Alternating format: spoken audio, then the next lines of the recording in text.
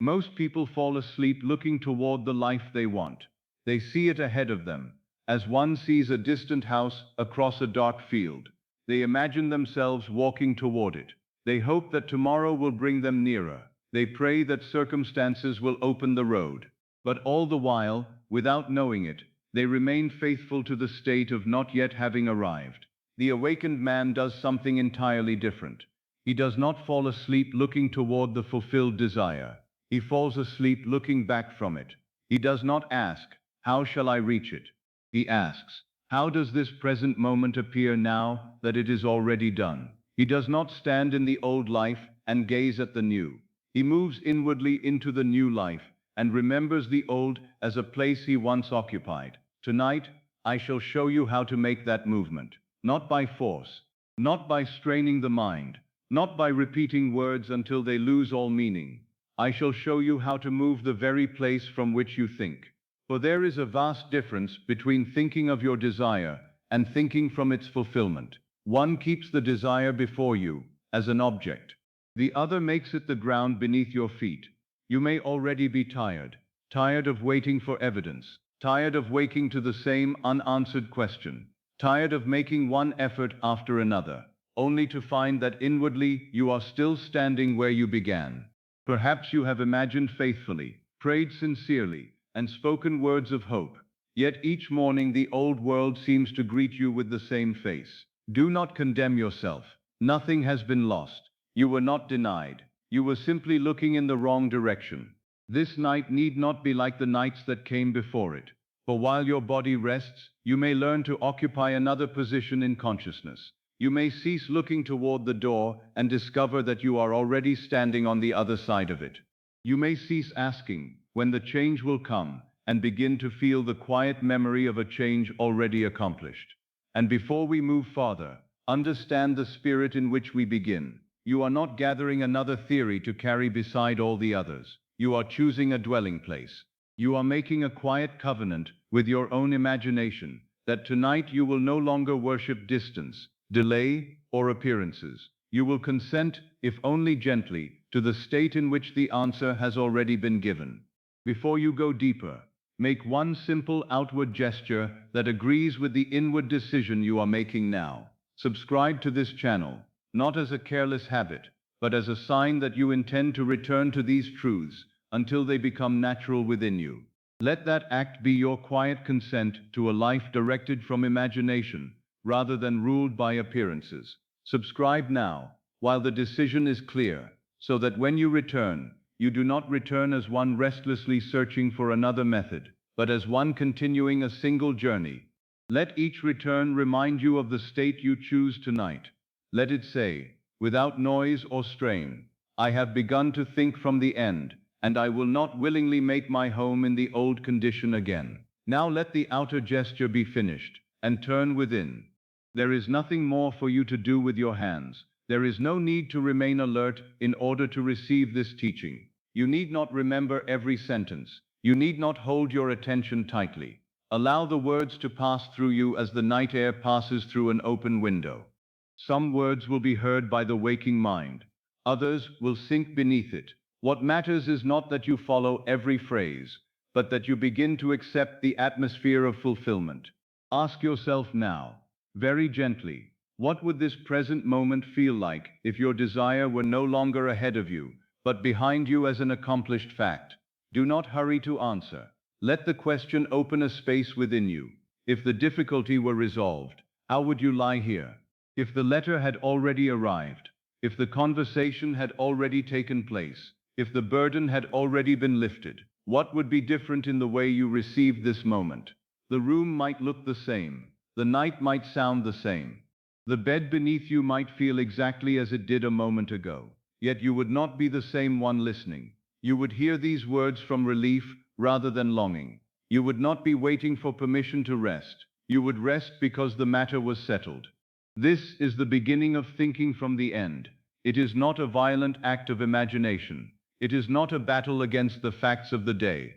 It is a change of standpoint. A man standing on one side of a river sees the opposite bank as a destination. He measures the distance. He wonders how he will cross. He watches the current and thinks of every obstacle between himself and the place he wishes to reach. But the man who has crossed sees the first bank as the place from which he came. The river may be the same, the trees may be the same, yet the direction of his seeing has been reversed. What was once ahead of him is now beneath his feet, and what once imprisoned his attention has become a fading memory behind him. So it is with every fulfilled desire. While you think of it, you see it as something approaching. When you think from it, you see the old condition receding. The great movement is not in the object, it is in the observer. The end is not merely a picture before your eyes, it is the pair of eyes through which you are looking. I learned this through discipline and through the stern insistence of my friend Abdullah. He would not permit me to speak as a man who hoped to arrive. He demanded that I occupy the place of arrival and speak from there. Whenever I returned to the language of distance, he reminded me that I had stepped back into the very state I wished to leave. He understood that desire is not fulfilled by staring at it.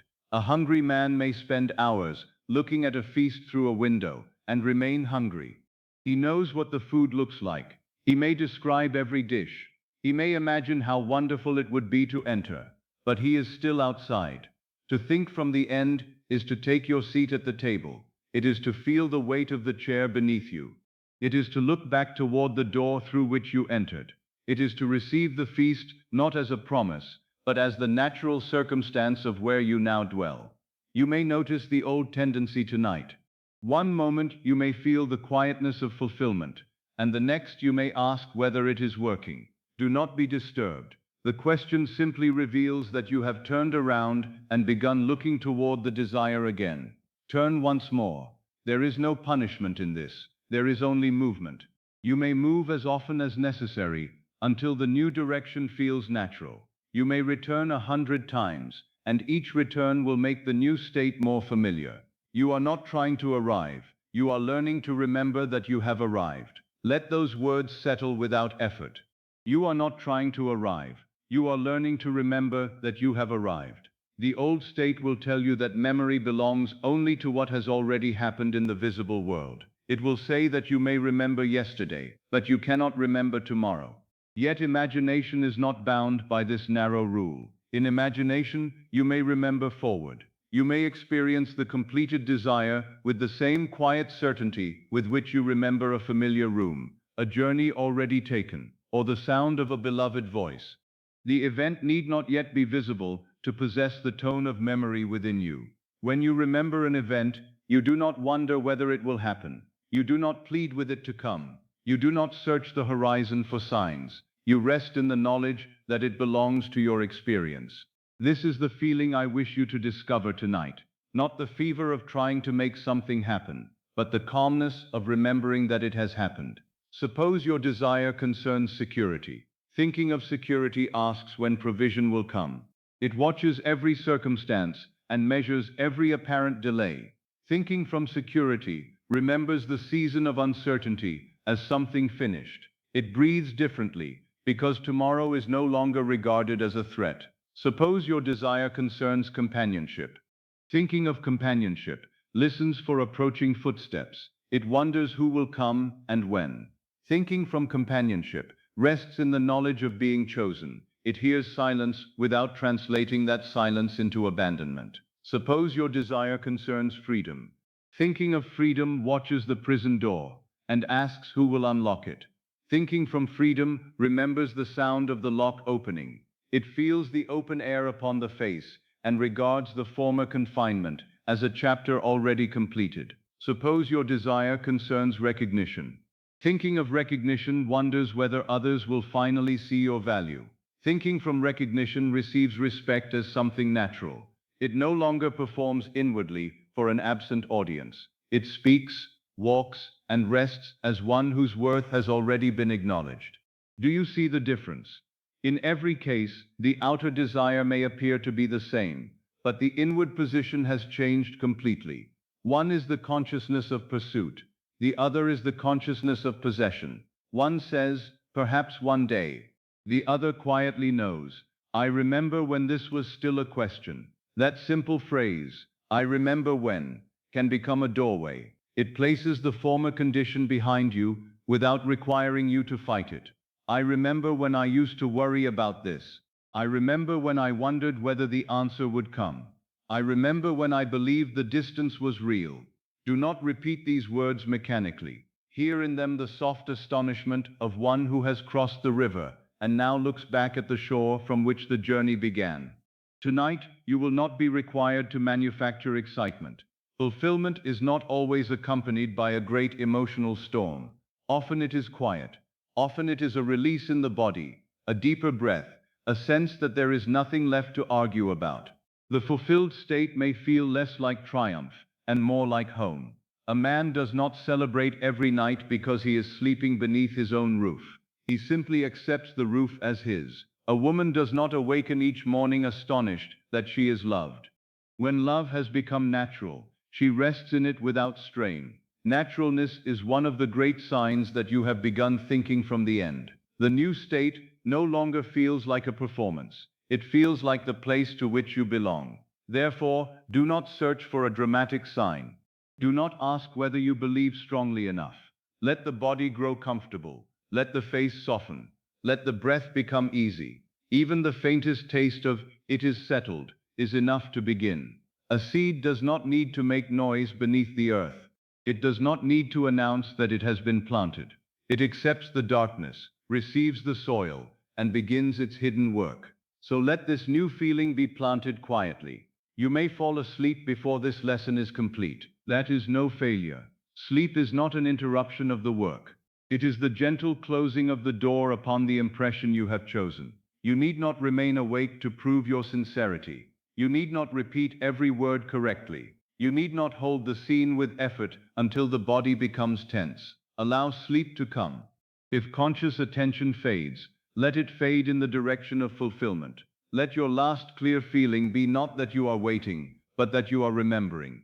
Let the mind grow dim while the atmosphere remains. Perhaps you will not see a vivid scene. Perhaps words will come more easily than pictures. Perhaps all you can find tonight is a quiet sense of distance from the old concern. That is sufficient. If the old trouble feels even slightly farther away, and the fulfilled state slightly nearer, you have already begun to move. If you can feel for one moment that the question belongs to yesterday, and the answer belongs to now, you have touched the end. Do not despise the small movement. A ship crossing a great ocean begins by leaving the shore. The first distance may seem insignificant, yet the voyage has already changed in nature. The traveler is no longer waiting to depart. He is underway. And this is what I ask of you now, not to solve your whole life before sleep, not to force the senses to agree, not to persuade yourself with argument, only to become aware of the place from which you are thinking. Are you looking toward the fulfilled desire as something that must come to you, or are you willing, for these few moments, to stand within it and look back? The whole world changes when the direction of awareness changes. Consciousness does not merely observe reality. Consciousness selects the state from which reality will be seen, and the state selected becomes the pattern the world must eventually reflect. So rest now. Let the desire cease to be a star beyond your reach. Let it become the sky in which you are already breathing. Let the old condition become the distant light behind you, fading as you move farther into the life that has accepted you. Let the question become a memory. Let the answer become your dwelling place. You are not trying to arrive. You are learning to remember that you have arrived. And as this night deepens, I will lead you more gently into that memory, until the place you once called the future begins to feel like the only place from which you could ever truly think. Now let the day loosen its hold upon you. You have carried it long enough.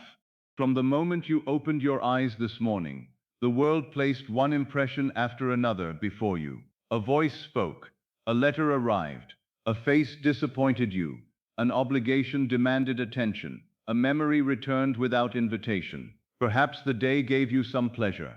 Perhaps it gave you weariness. Perhaps it seemed to confirm the very condition you have been longing to leave. But whatever occurred, the day is now complete. It has reached the boundary beyond which it has no right to follow you, unless you carry it there. Night was not given merely to repair the tired body. Night was given so that man might withdraw his consent from the world of appearances and return to the secret chamber, where every state is chosen. Therefore, do not bring the whole day into that chamber. Lay it down as you would remove a heavy coat upon entering your home. You would not climb into bed, still wearing the dust of the street. You would not sleep with your traveling cloak drawn tightly around your shoulders. You would place it aside, knowing that it served its purpose, and that for this hour you have no further need of it. Do the same with the identity you wore today. Perhaps you wore the identity of one who was hurried. Perhaps you wore the identity of one who was overlooked. Perhaps you moved through the hours as one waiting for an answer, guarding against disappointment, measuring what remained, wondering what tomorrow might demand. That was a garment. It was never the naked truth of your being. It was a state temporarily worn, and what can be worn can be removed. You need not tear it apart. You need not condemn yourself for having worn it. You need not examine every thread and ask how it came to be woven. Simply place it down. The wise man does not spend the entire night arguing with yesterday's clothes. He changes them. Feel now the surface beneath you, not as a technique to be performed perfectly, but as a quiet acknowledgement that the body has reached its resting place. The bed receives your weight without question. It does not ask what happened today. It does not demand an explanation. It does not insist that you solve every problem before it will support you. It simply receives you. Allow yourself to be received. Notice how the body is already beginning to surrender what the mind still believes it must hold. The shoulders need no command to soften. The hands need no reason to become still. The breath does not wait for all your affairs to be arranged before it continues its faithful rhythm. There is wisdom in the body's willingness to rest. The body knows that the world can be left unanswered for a time. Learn from it. You may have unfinished conversations.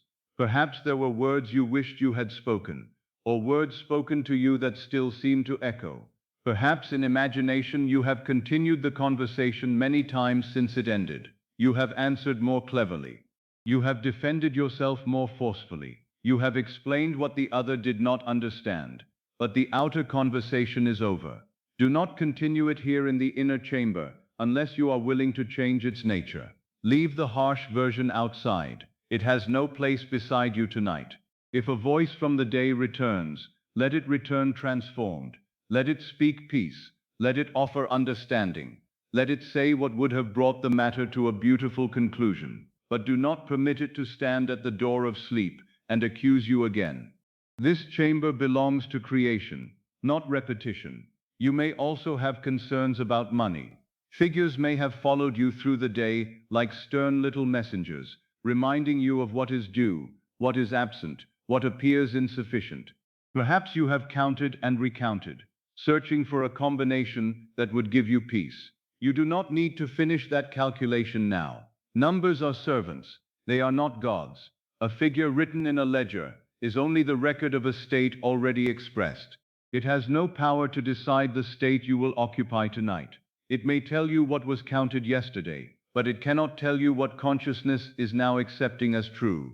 Close the ledger inwardly. The clerk has gone home. The account will wait. You are not refusing responsibility. You are refusing to make responsibility your identity. There is a vast difference. A man may attend wisely to his affairs without becoming the fear surrounding those affairs. He may answer a letter without becoming the contents of the letter.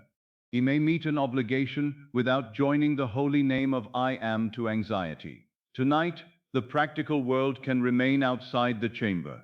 Tomorrow, you may meet it again from another state, and because you meet it differently, it will no longer present the same face. Perhaps the day brought disappointment. Something you expected did not occur. Someone did not come. A door remained closed. News was delayed. An effort seemed unnoticed. The natural mind takes such events and forms a verdict. It says, this proves nothing is changing. This proves I am forgotten. This proves the way is blocked. But an event is not a verdict. It is an appearance in motion.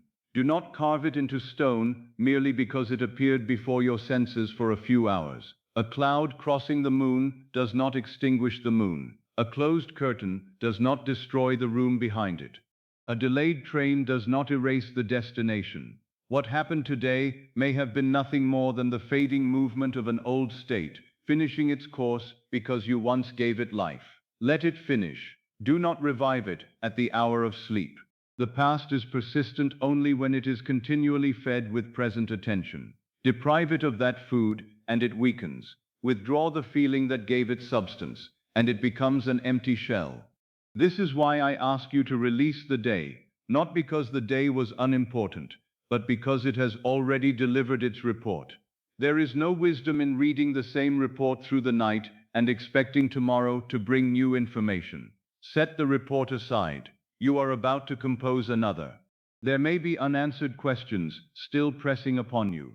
You may wish to know how a desire will be fulfilled, when the answer will arrive, what person will play a part, what event will open the road. The mind often believes that it cannot rest until it knows the means. But the means belong to a level of wisdom deeper than reasoning. You do not command the seed to explain how it will become a flower before you place it in the earth. You do not remain awake beneath the soil, watching roots divide. You plant, and you trust the nature of the seed. Tonight, you are not required to understand the bridge. You are required only to choose the shore upon which you will sleep. The question of how may remain unanswered. The state of fulfillment does not depend upon your answer. Say inwardly, if you wish, the way is known, though it is not yet known to me. Then let the question rest. There are problems that reason cannot solve because reason is standing inside the state that produced them. It examines the walls from within the room and concludes there is no exit. Imagination does not argue with the walls. It occupies another room. This is what you are preparing to do. The physical room around you may now seem very certain. Perhaps you know where the door stands, where the window opens, where a chair rests in the darkness. You know the shape of the ceiling above you. You may hear a distant sound in the house or beyond it. The senses report these things faithfully, and because they report them with such consistency, you are tempted to believe that this room contains you. But the room does not contain awareness. It contains the body. There is a difference so great that once understood, it alters the meaning of human experience. The body is lying here. Awareness knows that it is lying here. Therefore, awareness is more than the body it observes. The room surrounds the body. Awareness knows the room. Therefore, awareness is not imprisoned by the walls it perceives. What you call your present location is simply the last place the senses reported. They say, you are here because the body is here. But imagination can say, I am wherever I am conscious of being. You have already proven this to yourself many times without recognizing the miracle. You have sat in one room and remembered another so vividly that for an instant the remembered place seemed nearer. You have heard a familiar song and found yourself once again in a distant season. You have caught the fragrance of something known in childhood, and years vanished without effort. The body did not travel, yet awareness moved. You have read a letter from someone far away, and felt yourself in that person's presence. You have closed your eyes and walked through a house you had not entered for years. You remembered the turn of a staircase, the light falling across a table, the sound of footsteps in a corridor. Where were you in that moment? The body remained in its chair, but the self that experienced the remembered house was not confined to the chair. This faculty is not given merely so that you may revisit the past. It is the power by which you enter the future as present reality. Memory and imagination are not strangers. They are movements of the same awareness. One accepts a state called past. The other accepts a state called possible. Yet when imagination is fully occupied, the possible takes on the tone of memory, and what has the tone of reality must in time seek expression. For now, do not rush into the desired state. First, become willing to leave the state of the day. A traveler cannot enter the next country while insisting on carrying every stone from the road behind him. He may remember the road, but he need not burden himself with it. Leave behind the impatient word. Leave behind the worried calculation. Leave behind the face that did not respond as you hoped. Leave behind the small mistake you have replayed too many times. Leave behind the moment in which you felt less than you truly are. These things do not need to be destroyed.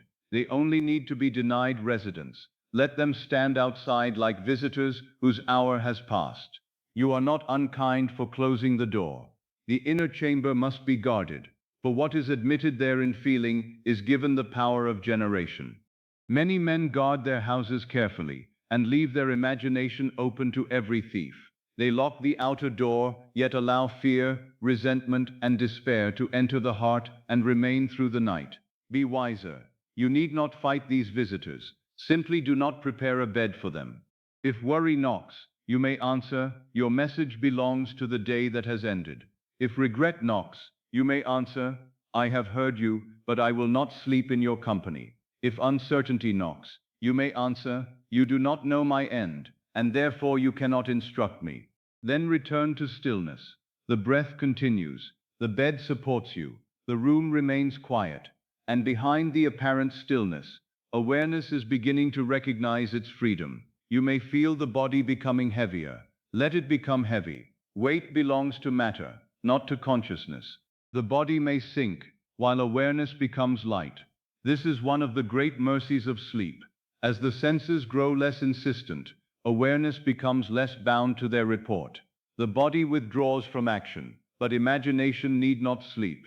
It becomes more receptive, more fluid, more capable of accepting a place and a state that reason resisted during the day. Do not fear the heaviness of the body. It is not the closing of your power. It is the quieting of interference. The hand may lie still, yet in imagination it can touch the handle of another door. The feet may remain beneath the covering, yet in imagination they can stand upon another floor.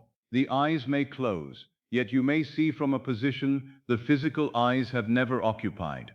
The body may remain still while awareness moves freely. Remember this. The body may remain still while awareness moves freely. You have been taught to believe that movement requires muscle, distance, and time. That is true in the world of physical action. But the movement that changes a life is first a movement of identity, and identity crosses no measurable distance. You do not travel from fear to peace by road. You do not journey from poverty to abundance by miles. You do not cross from loneliness to love by counting steps. These are states, and a state is entered by consent. At first, the new state may seem no more than a thought. Yet every room you have ever entered was first separated from you by a threshold. The threshold was narrow, but beyond it stood an entire world. Consent is the threshold of consciousness. When you say, "For this moment, I will accept that it is done," you step across. You need not force yourself to remain there forever. Stay for one breath, then another. If the mind returns to the old room, notice it without alarm and step across again.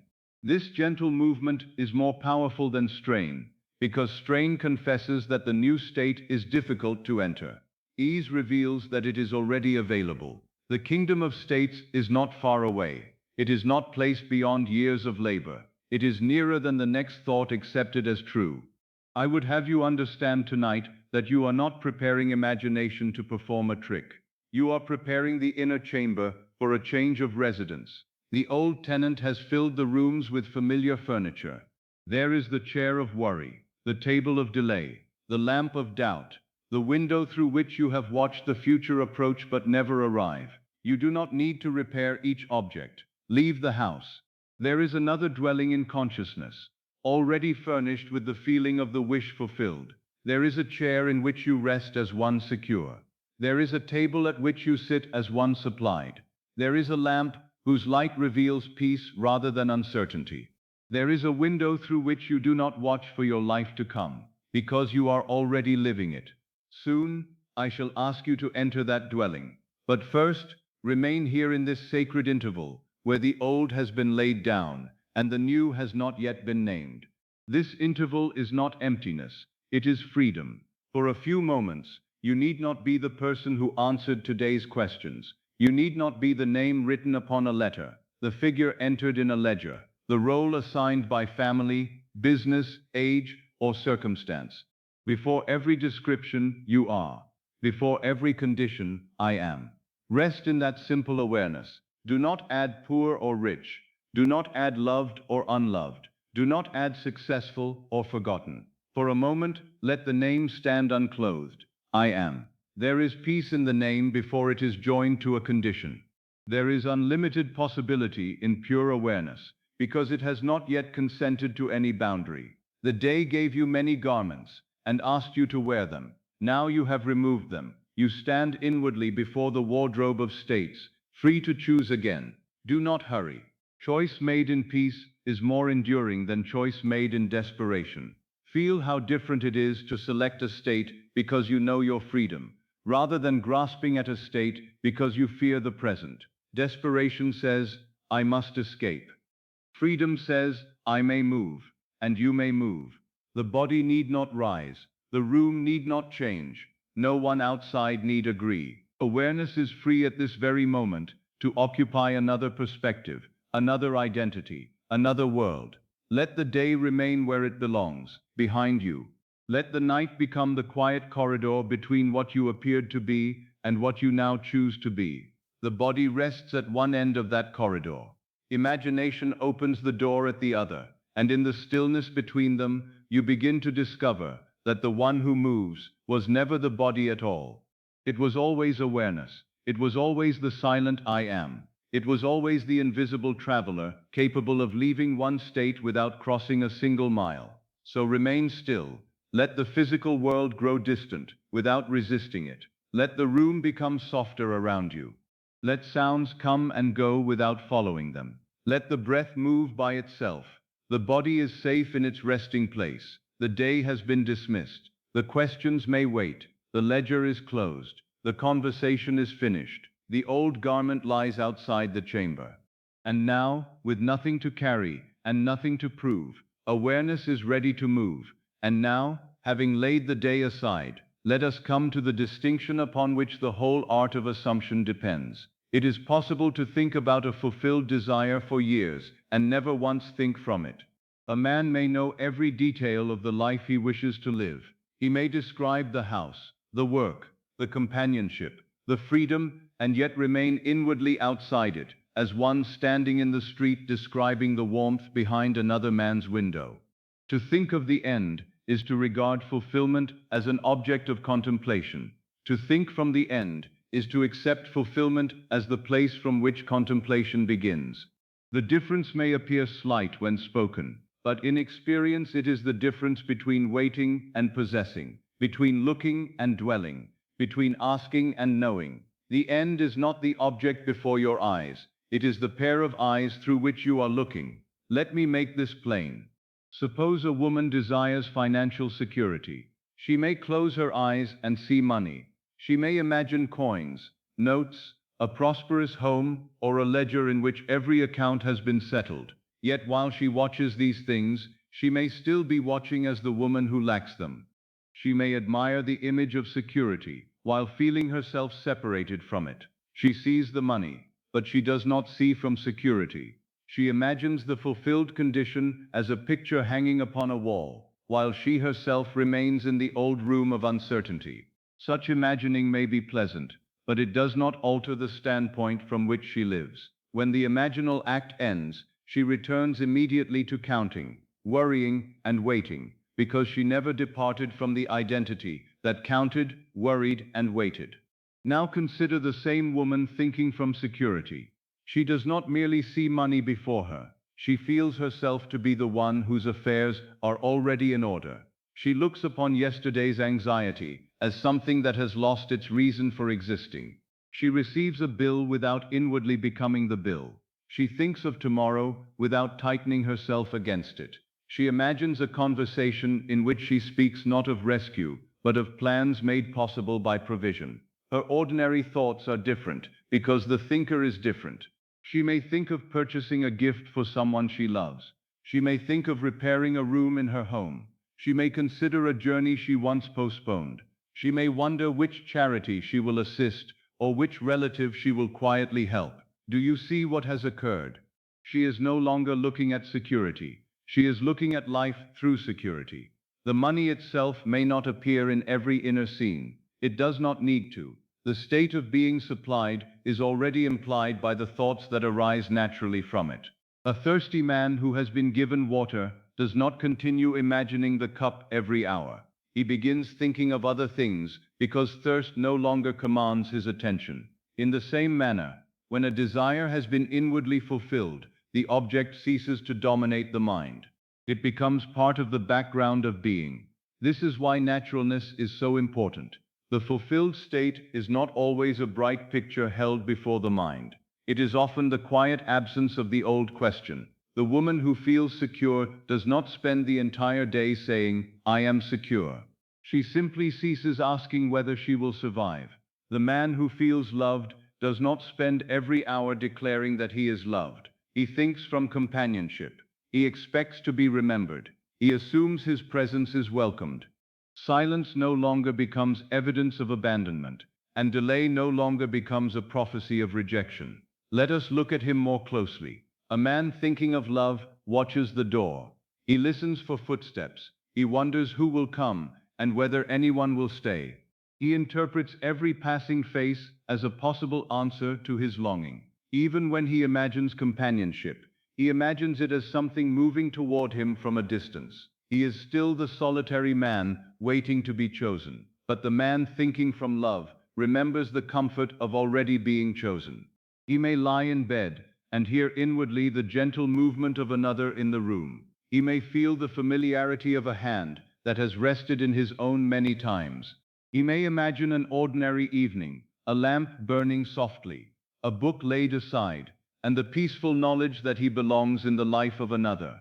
He does not look for love in the scene. He looks from love at the scene. The difference is not in the furniture, the voices, or the images. It is in the identity occupying them.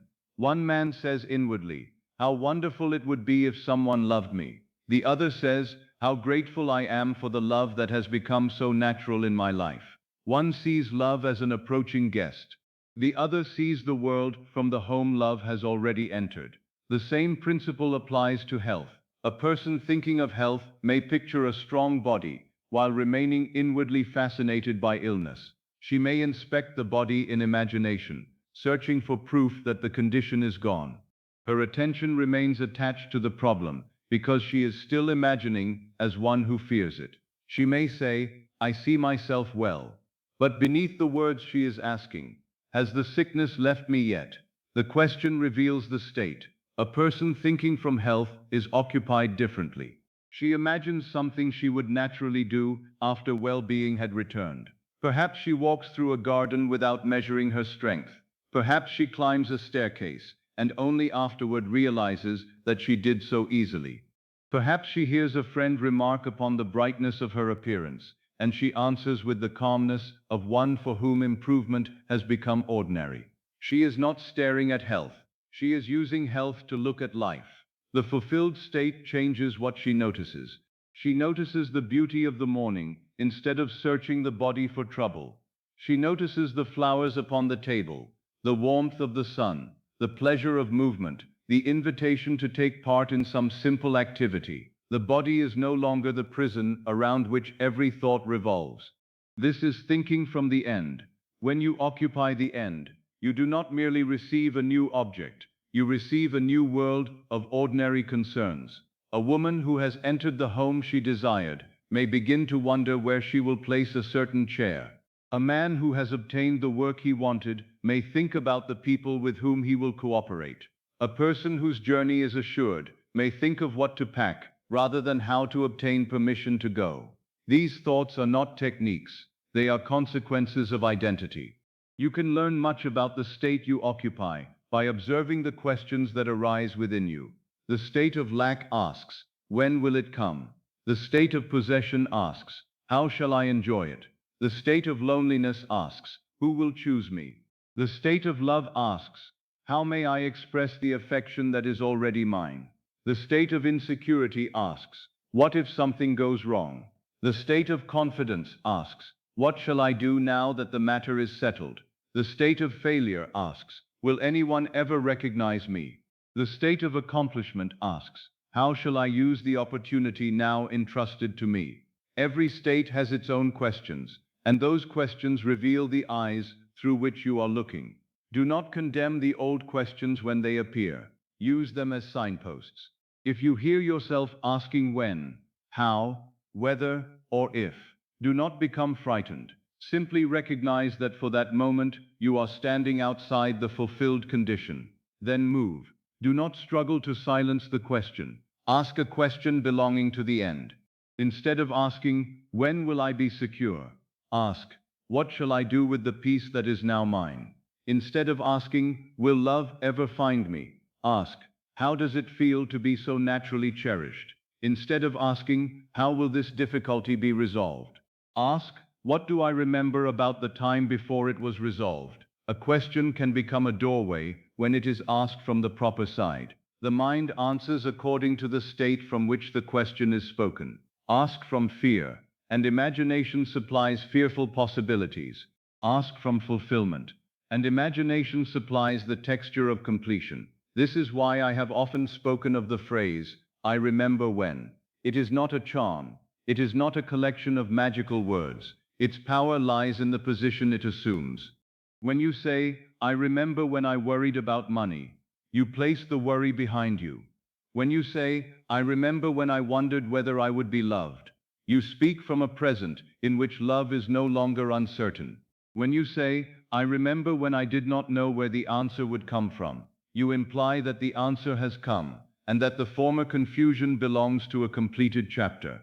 But do not repeat the phrase while inwardly remaining in the old condition. Let it carry you. Hear the gentle distance in it. I remember when. The words are spoken by one who has survived the question, and now rests within the answer. Imagine two women seated together by a fire. One speaks of a difficult season long past. She may describe it clearly, but she is not imprisoned by it. Her voice carries the knowledge that the season ended. The other woman is still living within the same kind of difficulty, and speaks with uncertainty. The words may be similar, but the tones are different. One remembers, the other reports. When you think from the end, the old condition becomes a memory rather than a report. This transformation changes the past you carry psychologically. You may still know what occurred, but you no longer use it as the foundation of identity. It becomes a road traveled, not a house inhabited. The fulfilled person remembers a different past because the meaning of the past has changed. A disappointment that once seemed like rejection may now appear as the event that redirected him towards something better. A delay once regarded as punishment may now be remembered as protection. A closed door may become the reason he discovered another entrance.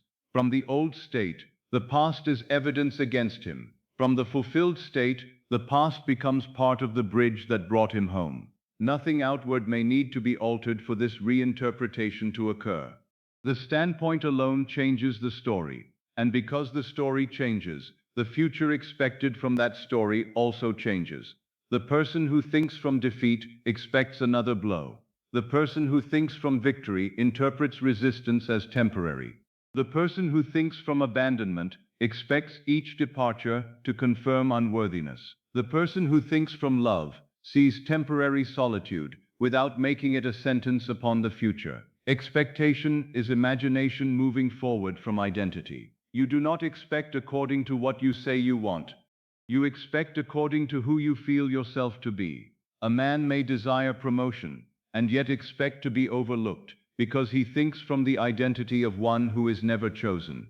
He may imagine the office, the title, the congratulation, but if he returns inwardly to the feeling of being invisible, his expectation will betray his picture. Another man may have no vivid picture at all, yet he carries himself as one whose contribution is valued. He expects responsibility. He assumes that others recognize his ability. He receives opportunity as natural. The second man thinks from recognition even when he is not deliberately imagining. This reveals something important. Thinking from the end is not confined to the hour of formal prayer. It becomes the quiet basis of ordinary thought. It influences the meaning you give to a letter before opening it. It influences the tone you hear in another person's voice. It influences what you expect when you enter a room. It influences how you interpret delay, how you remember failure, and how you receive praise. The state stands behind thought, as a musician stands behind the music. You may hear many different notes, but all are shaped by the one who plays. Therefore, the object of this night is not to force every thought into obedience. It is to change the musician, move the one who thinks, and the thoughts will gradually form another melody. This is why attempts to discipline every single thought often become exhausting. A man tries to guard each sentence, correct each fear, and police each passing image, yet he remains the same anxious man performing the correction. He fights the branches while leaving the root untouched. Change the root, enter the state of fulfillment, and new thoughts will grow according to its nature. The prosperous state produces thoughts of increase, usefulness, generosity, and choice. The loved state produces thoughts of intimacy, trust, inclusion, and warmth. The healthy state produces thoughts of movement, participation, and ease. The accomplished state produces thoughts of contribution, expression, and further creation. The free state produces thoughts of possibility. You need not manufacture every one of these thoughts. Occupy the state, and they will arise as naturally as leaves upon a living tree. Now consider your desire. Do not name it too quickly. Feel first the difference it would make in the position from which you see. Would you become a woman who feels safe? Would you become a man who feels chosen? Would you become one who expects welcome instead of resistance? Would you become one who looks upon the future with curiosity rather than dread? Would you become one who no longer explains, defends, or proves worth? The outer form of the desire may be a house, a sum of money, a marriage, a journey, an opportunity, or restored well-being. But beneath the form is a state of being. Find the state. The state is the true end. A house may represent peace. Money may represent freedom. Marriage may represent belonging. Recognition may represent worth. A journey may represent release. Health may represent participation in life. Do not become enslaved to the symbol and overlook the state it symbolizes. When you occupy the state, the proper symbols can arrange themselves in ways beyond your present reasoning. A woman may insist that security must come through one particular person, one position, or one inheritance. In doing so, she may still think from insecurity, because she has made peace dependent upon a single visible channel. But when she enters security itself, she ceases dictating the gate through which provision must enter. She accepts the end and allows the bridge to choose its own construction. Thinking from the end is spacious. It does not cling anxiously to one means. It does not say, this person must act in this manner, or I cannot be fulfilled. It says, fulfillment is my state, and every necessary person and event will find its appointed place. This does not make you indifferent to your desire. It frees the desire from fear. The fulfilled state does not beg the means to cooperate. It assumes that the means already serve the end. Imagine a playwright who has completed the final act. He knows the conclusion. He may not yet have written every line leading to it, but each scene will now be shaped by the ending already chosen. In the same way, when you assume the end, the events of life begin to arrange themselves around that conclusion. You need not see the arrangement in advance. You need only refuse to change the ending because one scene appears confusing. The scene is not the play. The present circumstance is not the whole story. The senses show you one page. Imagination holds the completed book. Think from the last page. How would you read the present chapter if you knew the ending was favorable? A delay might no longer frighten you. An apparent refusal might not feel final. A period of silence might become preparation. A change of direction might seem guided rather than disastrous. This is another mark of thinking from the end. It changes not only what you imagine, but what present events mean. The same event carries a different message to different states. Rain is an inconvenience to one man and an answer to another. A departing train is a loss to one traveler and protection to another. A closed office is rejection to one applicant and redirection to another. Meaning does not reside in the event alone. Meaning is supplied by the consciousness observing it. The end is the pair of eyes through which you are looking. From fear, the world appears threatening. From love, the same world appears intimate.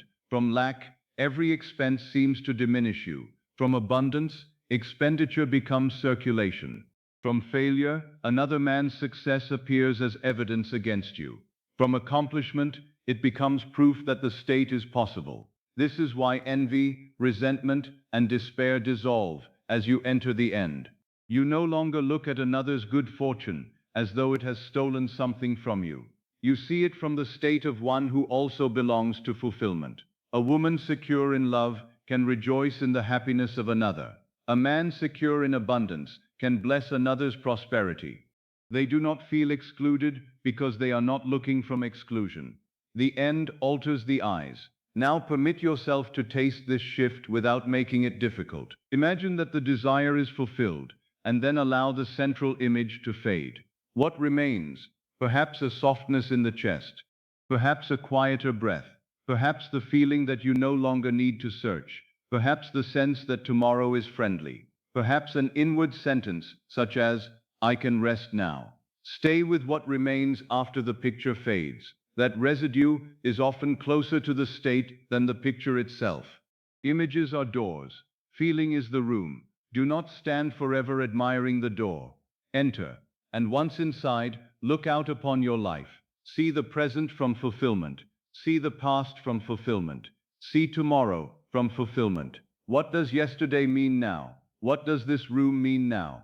What does the silence of the night mean now? To the waiting person, the night may seem like another interval before change. To the fulfilled person, the night is rest after completion. One lies down hoping tomorrow will bring the answer. The other lies down because the answer has already quieted the question. You may still hear the old voice asking for evidence. Let it speak without obeying it. Evidence belongs to the senses, and the senses arrive late. They are messengers traveling from the country of past assumptions. By the time they deliver their report, consciousness may already have changed residence. Do not permit an old messenger to tell you where you now live. Receive the report and remain in the new country. You may say inwardly, that was true of the state I occupied. It is not the state from which I now think. There is no need for anger. There is no need to deny what the messenger carries. Simply refuse to follow him home. Tonight, the evidence of the day may still lie around you, but you are learning to see it from another place. You are learning to look at worry as one looks at an empty chair after rising from it. You are learning to look at loneliness as one remembers an old room after moving to a warmer home. You are learning to look at delay as a clock that belonged to a former house. You are learning to look at limitation from beyond its walls. This is the movement. Not changing every object before you change yourself, but changing yourself until every object is seen from a new center. The end is not the object before your eyes. It is the pair of eyes through which you are looking. Let those eyes become yours now. Look gently from security. Look gently from love. Look gently from freedom. Look gently from the quiet dignity of one whose desire is no longer a distant promise. There is nothing to seize. There is nothing to drag toward you. There is only a place in consciousness to occupy. And as you occupy it, the thoughts belonging to it will begin to visit you. You will ask different questions. You will notice different opportunities. You will remember the past with a different meaning. You will expect tomorrow to carry a different tone. Not because you have deceived yourself, but because you have changed the cause from which interpretation flows. This is the secret hidden within ordinary thinking. A fulfilled life first appears as a fulfilled standpoint.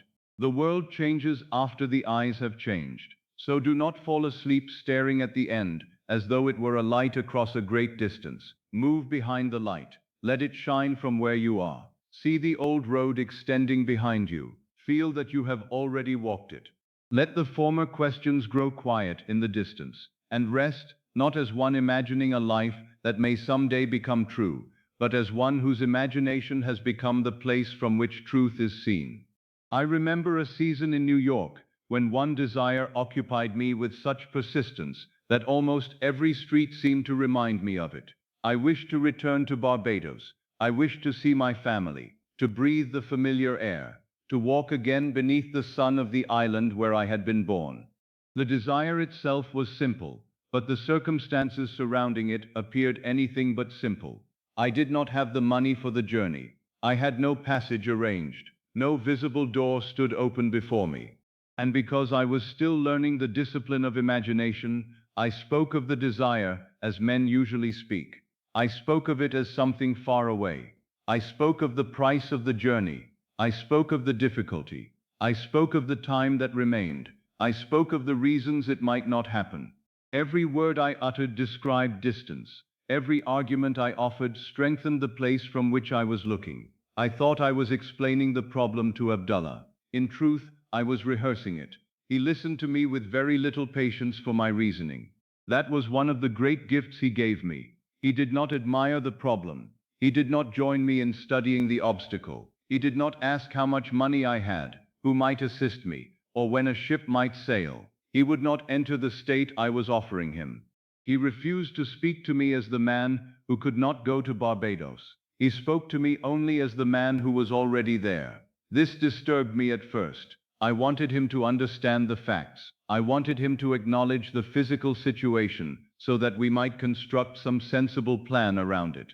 But Abdullah had no interest in building a plan upon the foundation of absence. Whenever I returned to the difficulty, he returned me to the end. I would say that I desired to go to Barbados. He would tell me I was in Barbados. I would say that I had not the means. He would answer as though the journey had already been completed.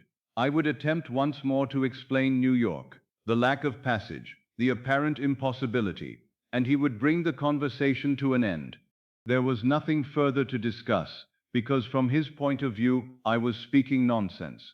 How could a man in Barbados continue to argue about getting there? His refusal was not cruelty, it was discipline. He would not permit me to use him as a witness to my limitation. Many people believe they are seeking counsel when they repeat their problem to another, but often they are only searching for someone who will agree that the obstacle is real. They want sympathy for the state they occupy, and every sympathetic agreement makes the state feel more solid. Abdullah would not give me that agreement. He gave me something better. He gave me no place to stand except Barbados. At the time, I did not fully appreciate the mercy of his firmness. I thought him unreasonable. But reason was precisely the instrument that had imprisoned me. Reason looked at my purse, the distance, the arrangements, and the calendar. Reason gathered these facts and declared that Barbados was elsewhere. Imagination made another declaration. Imagination said that I could occupy Barbados now, not after money appeared, not after passage was offered, not after the world gave permission. Now. This was the conflict I had to resolve. My senses placed me in New York. My desire called me to Barbados. Abdullah demanded that I cease standing between them. He did not tell me to think more intensely about the island. I had already done that. I could think of Barbados all day and remain in New York psychologically. I could picture the shore, remember the streets, and long for my family, while feeling every mile that separated us. Longing is often vivid. A man may see the desired place very clearly and still see it from the state of absence. Abdullah demanded something more radical. I had to reverse the direction of my awareness. I had to stop looking from New York toward Barbados and begin looking from Barbados back toward New York. This was not an exercise in geography. It was an exercise in identity.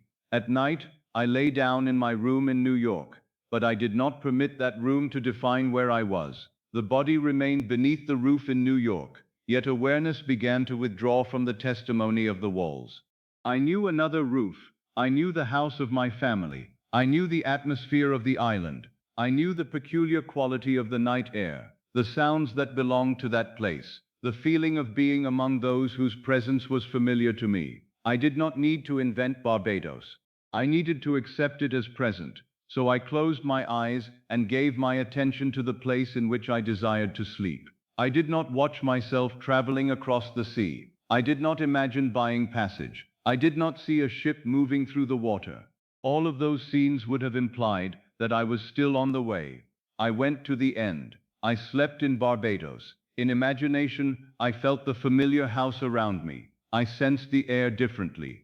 I heard the night as it would be heard there.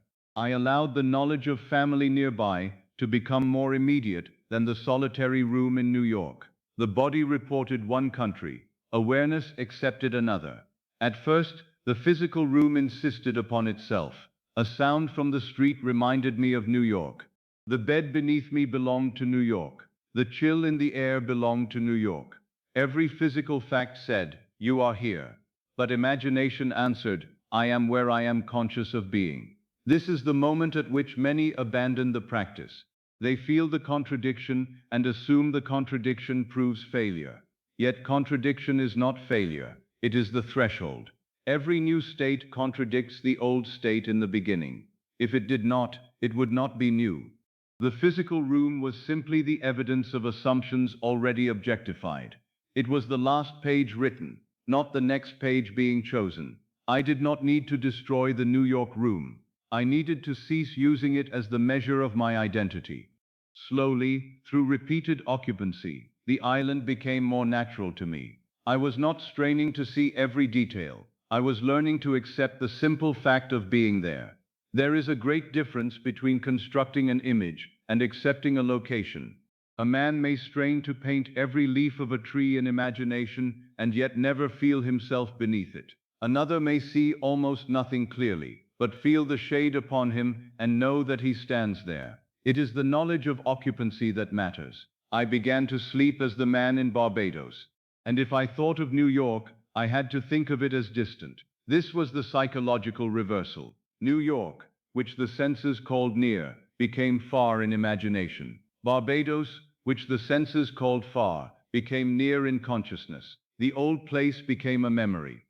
The desired place became the present. Consider how powerful this reversal is. As long as I thought from New York, Barbados was a destination. The distance remained. The expense remained. The question of passage remained. Every thought born from New York had to concern itself with getting to Barbados. But once I thought from Barbados, the entire problem disappeared. A man already in Barbados does not need passage to Barbados. He does not ask how to arrive. He does not wonder whether he will be permitted to go. He may remember New York. He may speak of the time he spent there. He may think of the room in which his body still appears to lie. But he thinks of it from elsewhere. The problem dissolved because the thinker had moved. This is what Abdullah understood with a certainty that left no room for compromise. He knew that the desired state contains its own means of fulfillment. He knew that once consciousness accepts the end, the path to the end begins to organize itself without the interference of anxious reasoning. But I continued for a time to return to him with the old argument. I would speak of the lack of a ticket. He would not listen. I would mention that nothing had changed outwardly. He would close the conversation. He had no desire to discuss an unfulfilled journey with a man who in his vision had already completed it. There was something almost severe in the way he guarded the assumption. Yet that severity was directed not against me, but against the false identity I kept attempting to revive. He was teaching me that a fulfilled state cannot be negotiated with the old state. You cannot occupy the end while continually asking the beginning for permission. You cannot sleep in Barbados and spend the day declaring that you are trapped in New York. You cannot wear the garment of fulfillment at night and then place the rags of impossibility over it each morning. At some point, you must choose which location is true in consciousness. This does not mean you become blind to the visible world. I still walked through New York. I still saw its streets and heard its sounds. I still met the practical circumstances of the day. But inwardly, the final authority had changed. New York became the place through which I was passing. Barbados became the place in which I belonged. A traveler seated in a railway carriage may look through the window and see one town after another. He does not mistake every town for his destination. He knows where he is going, because the destination has already been accepted. In the same manner, the outer world may continue to present the scenery of the old state after you have inwardly moved. Do not leap from the carriage merely because the landscape has not yet changed to your liking. Remain faithful to the destination. Better still, remain faithful to arrival. For I was not merely going to Barbados. I was there. This is the part reason cannot understand. Reason believes that arrival must follow a journey. Imagination knows that the journey follows acceptance of arrival. The end creates the bridge. The destination calls forth the road. The fulfilled state organizes the incidents necessary for its own expression. I did not know who would provide the passage. I did not know how the arrangement would be made. I did not know which conversation would begin the chain. Those questions belonged to New York. They belonged to the man who had not yet arrived. The man in Barbados had no need of them. He slept beneath the familiar roof. He felt the nearness of his family. He allowed the island to surround him inwardly. And because that state became more natural, the outer means eventually appeared in a manner reason had not arranged. This is always the wonder of the bridge. When the fulfillment arrives, it often appears so natural that one is tempted to call it coincidence. One event leads to another. Someone is moved to speak. A letter is written. An offer is made. A possibility that did not exist yesterday appears to have been waiting all along. The world seems to act of itself, but the movement began in the unseen when the end was accepted. The outer arrangement was the echo. The imaginal occupancy was the voice. When the means came for my journey, they did not create the fulfilled state. They revealed it. Barbados was not made real by the ticket. The ticket was made possible by the reality I had accepted in imagination. This distinction is essential. If you believe the means create the end, you remain at the mercy of the means. You watch them anxiously. You measure them. You become discouraged when they do not appear in the form expected. But if you understand that the end calls forth the means, you can leave the means alone. You may rest. You may allow life to perform its office. You may permit the unseen arrangement to unfold without demanding a daily report. The seed beneath the earth does not send you letters explaining its progress. Yet it moves faithfully according to its nature. So does an assumption. Now take this story and remove Barbados from it. Perhaps your Barbados is not an island. Perhaps it is the state of being secure. Perhaps it is a home in which peace is natural. Perhaps it is companionship after a long season of solitude. Perhaps it is work that brings dignity and satisfaction. Perhaps it is the restoration of some relationship, the completion of a difficult matter, or the lifting of a burden that has followed you through many days. Whatever it may be, the law is the same. You must cease speaking as the one who is trying to reach it. You must learn to sleep there. Suppose you desire security. Do not lie down in anxiety and look toward security as something that money may someday give you. Lie down in security. Let anxiety become the distant city. Let yesterday's calculations seem like the concerns of a person whose life you remember but no longer occupy. Suppose you desire love. Do not lie down as one watching for love to approach. Sleep in the home of love. Hear the quiet evidence of companionship around you. Feel the naturalness of being included in another's life. Let loneliness become the far country. Suppose you desire freedom. Do not imagine the door opening while you remain inside the prison. Stand outside. Feel the open air. Look back at the walls. Let the confinement become the place from which you have already departed. This is the discipline Abdullah gave me. He did not ask me to make Barbados vivid as a spectacle. He asked me to make New York distant. This is a subtle point, and I would have you receive it deeply. Sometimes the fulfilled state becomes convincing, not because the desired scene grows brighter, but because the former condition grows less immediate. You know you have moved when the old life begins to feel strange. You know you have moved when the familiar worry no longer fits the position you occupy. You know you have moved when the question that tormented you yesterday seems to belong to another chapter. A man does not need to shout that he has left a room. The increasing distance from the room proves the movement. So let the old state become distant. Do not keep turning around to measure how far you have gone. Do not continually ask whether you still feel the old condition. Such checking is another form of attachment. Walk inwardly toward the new state until the old voice becomes faint. It may call after you. It may remind you of facts. It may present figures, dates, memories, and apparent failures. Let it speak from a distance. You do not need to answer every voice heard from a place you no longer inhabit. Abdullah would not answer New York because he had accepted Barbados. Learn from his silence. There are times when silence is the most powerful response to an old state. When fear says, "But nothing has changed," do not enter debate. When reason says, you do not have the means, do not prepare a defense. When the senses say, you are still here, remember that the body may remain in one place while awareness sleeps in another. The final answer is occupancy. You are either in the state or speaking about it. You are either in Barbados or discussing the journey. You are either fulfilled or hoping to be fulfilled. There is no condemnation in discovering that you have returned to the old position. Simply move again. I moved many times before Barbados became natural. Each night was an opportunity to choose the island again. Each time New York seemed too real, I withdrew attention from its claim and returned to the familiar roof.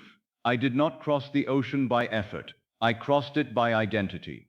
And eventually, the outer world completed the journey my awareness had already made. This is the great order of creation. First, consciousness accepts. Then, life arranges. First, the end is occupied. Then, the bridge appears. First, you sleep there. Then, you awaken to the road that leads there. Never reverse this order. Do not demand the bridge before choosing the shore.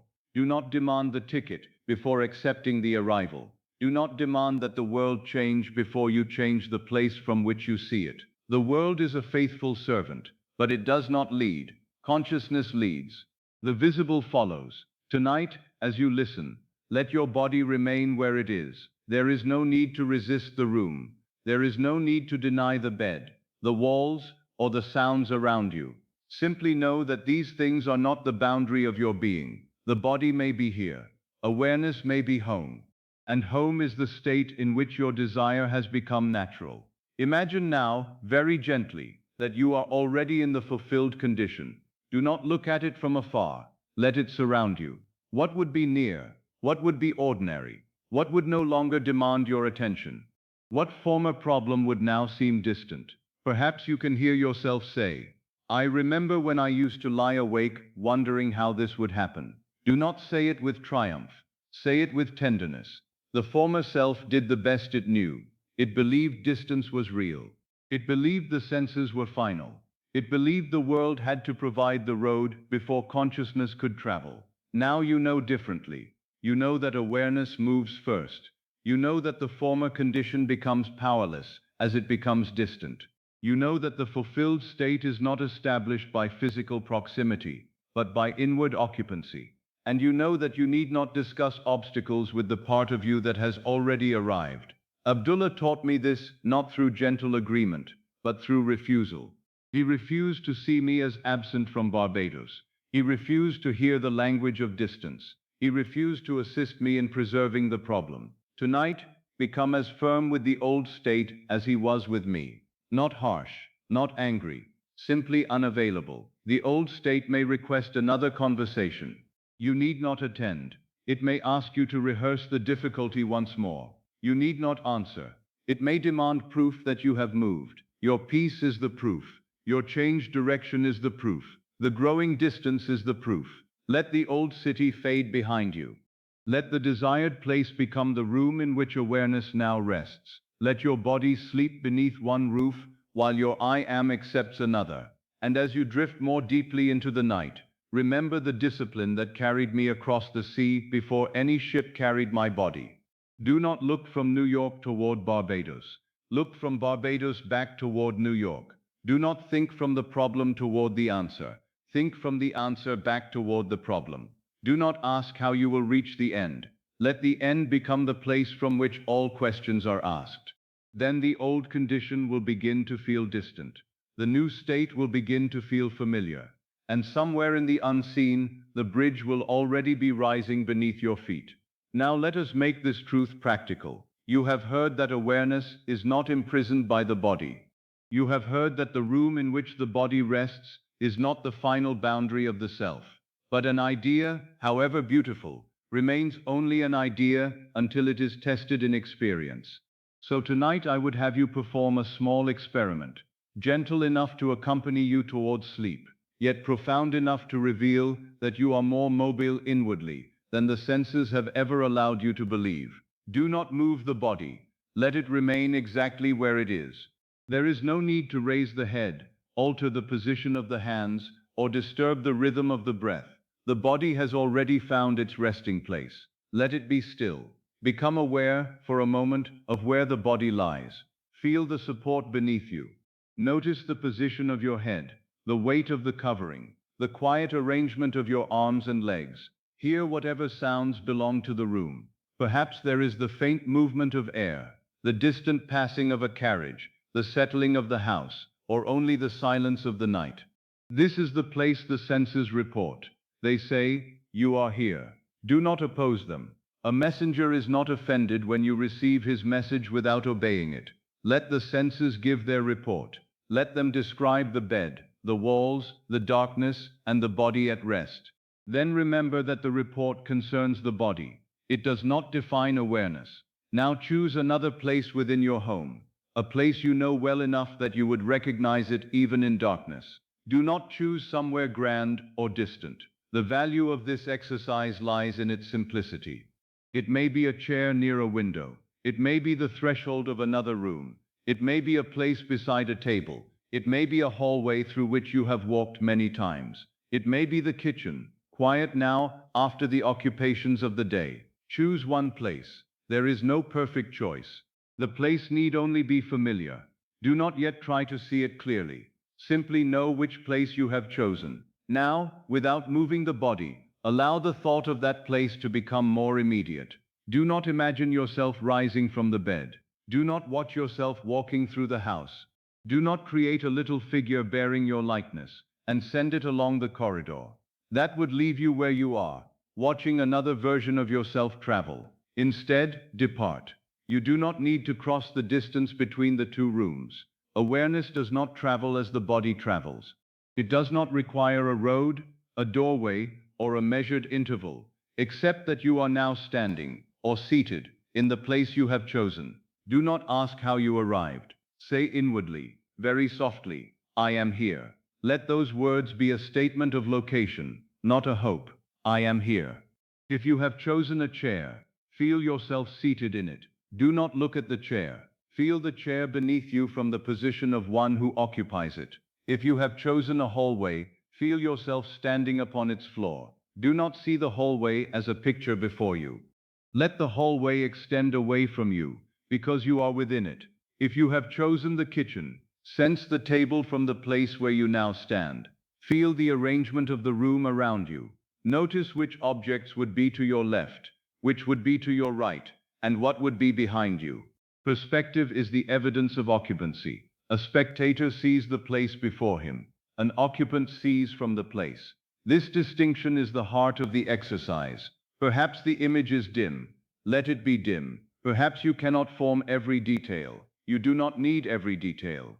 At this moment, clarity of sight is less important than the conviction of position. A blind man may know precisely where he stands without seeing the room. In the same way, you may know inwardly, "I am here," even if the image is no more than a suggestion. Feel the floor beneath the imagined feet. Is it hard or soft? Is it covered by a rug? Would it feel cool at this hour? You need not answer in words. Allow the body of imagination to know. Sense the air of that place. A hallway may feel different from a bedroom.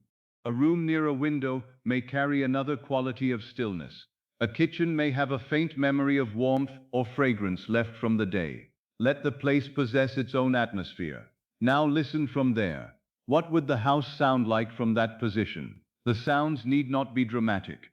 Perhaps the room in which the body rests would seem farther away. Perhaps a clock would sound nearer. Perhaps the silence would have another shape. Sound is not merely something that enters the ear. It reveals where the hearer stands. Hear from the new place. And now, gently, turn your attention toward the room you have left. Do not return to it. Look toward it from where you are. If there is a doorway between the two places, sense the direction of that doorway. If there is a corridor, let it extend away from you. Know that beyond it lies the room in which the physical body remains at rest. You are not trying to leave the body permanently. You are proving that awareness is capable of choosing another center. Look back toward the bed. Perhaps you see only a shadowed suggestion of the room. Perhaps you see the outline of the bed. Perhaps you sense rather than see the body lying there. That is sufficient. Regard the body as you might regard a coat placed upon a chair. It belongs to you, it serves you, but it is not the whole of you. For this moment, you are the one looking toward it. The body lies there. You are here. Let the simplicity of that statement deepen. The body is there. I am here. Do not force the feeling. Let it emerge through repetition. If the senses pull you back, that is natural. They have long been accustomed to declaring themselves sovereign. They will remind you of the pillow beneath your head. They will call attention to the hands, the legs, the weight of the body. Receive their report. Then return to the chosen place. You need not fight your way back. Simply say again, I am here. Feel the floor. Sense the air. Hear the house from this position. Look back toward the resting body. Remain there for a few breaths. You may notice something curious. The physical room has not disappeared, yet it no longer occupies the whole field of awareness. It has become one place among others. The body still rests there, but the sense of self has begun to loosen from it. This is the beginning of mental mobility. It is not fantasy used to escape life. It is the discovery that consciousness has never been as fixed as you believed. Now return gently to the body. Do not imagine walking back. Accept once more that you are lying in the bed.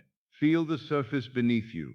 Feel the position of the head. Hear the room as the senses report it. Say inwardly, I am here. Notice how quickly the location is accepted. You did not need to travel back. One act of awareness restored the physical position. Now move again. Return to the other place. Do not build the journey. Do not pass through every room in between. Be there. Feel the floor from there. Sense the space around you. Hear the house from there. Look back toward the bed. The movement may be faint, but do not judge it. The purpose is not to produce a theatrical vision. The purpose is to establish that the center of awareness can be selected.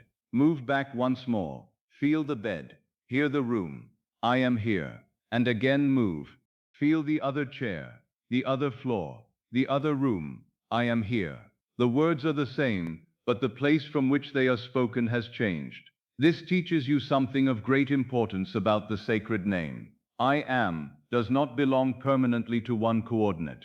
The same awareness can say, I am here, from the bed, and a moment later say, I am here, from the hallway. The identity has not been divided.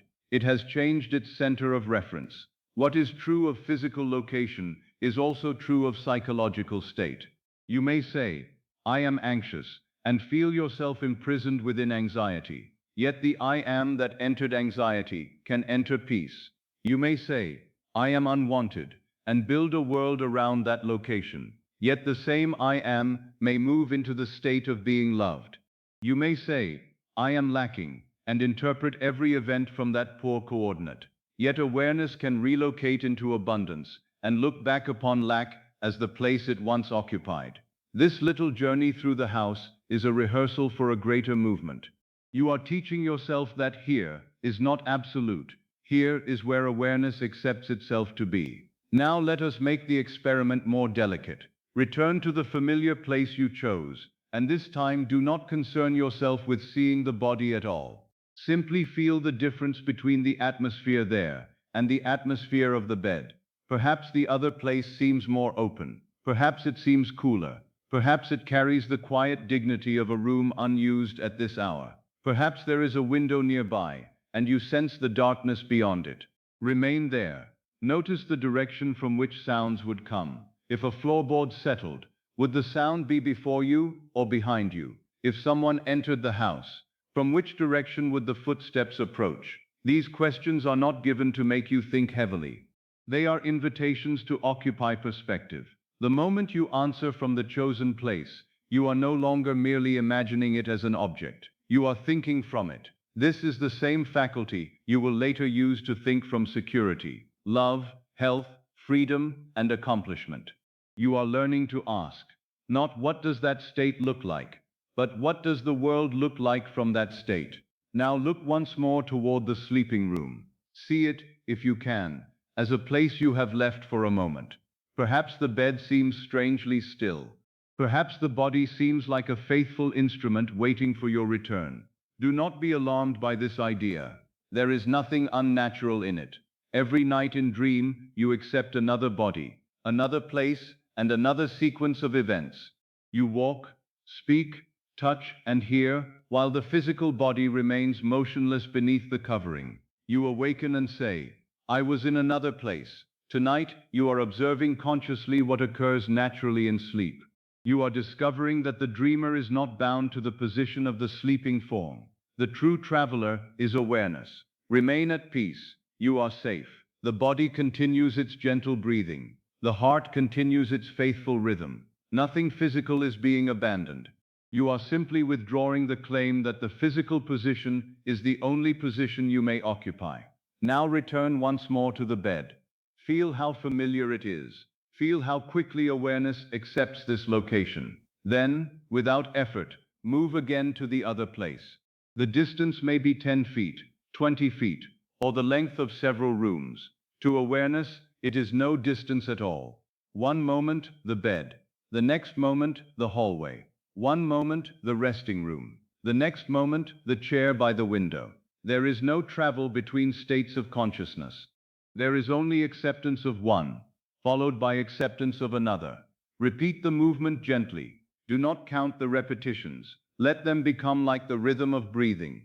Here, there, there. But notice that each place, when occupied, becomes here. This is the secret. There exists only while you look toward a place. The moment you occupy it, it becomes here. So it is with your desire. As long as fulfillment is there, you are looking at it. When fulfillment becomes here, you are looking from it. You may begin to understand why the language of distance is so powerful.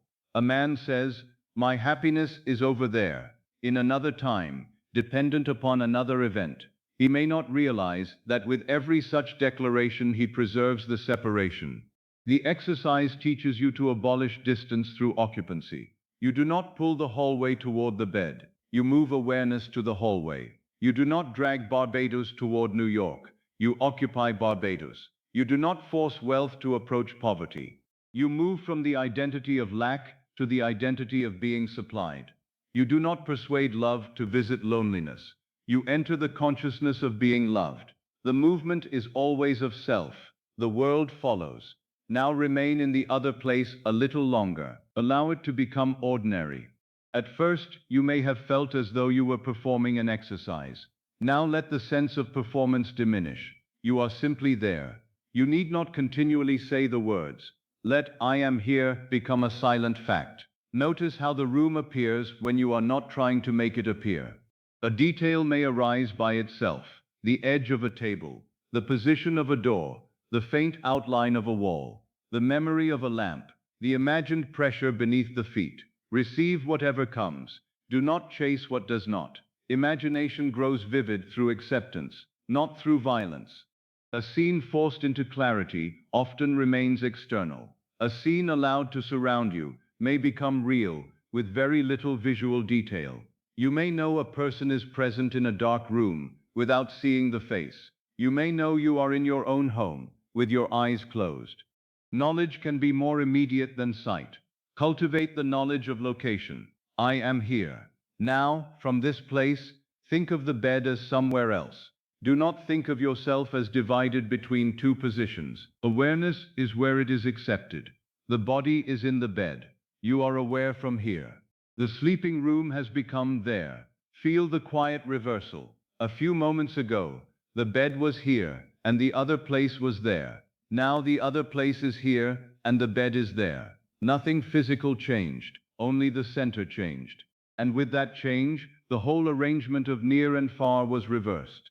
This is why a state of consciousness transforms the world you experience. Every state has its own near and far. To the lonely state, rejection feels near and love feels distant. To the loved state, companionship feels near and loneliness feels like an old country. To the poor state, debt feels immediate and abundance appears remote. To the prosperous state, provision feels present and former anxiety becomes a distant memory. To the fearful state, danger is near. To the peaceful state, safety is home. Mental mobility is the power to change what is near by changing where you stand. You will not always need a detailed scene. Sometimes the entire movement occurs in a single inward shift. A sigh of relief can relocate you. A remembered voice can relocate you. The feeling of a ring upon the hand, a key in the palm, or a letter already opened can relocate you. The words, "Thank God it is finished," can relocate you, provided they are spoken from completion rather than longing. But tonight we begin with rooms because rooms are simple. You know them. They do not awaken great resistance. The mind does not argue that you cannot imagine standing in your own hallway. And through this small exercise, you discover the faculty by which greater states are entered.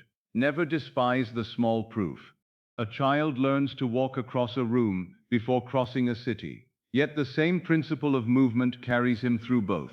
If you can loosen awareness from the bed and occupy a familiar chair, you can loosen awareness from the state of waiting and occupy fulfillment.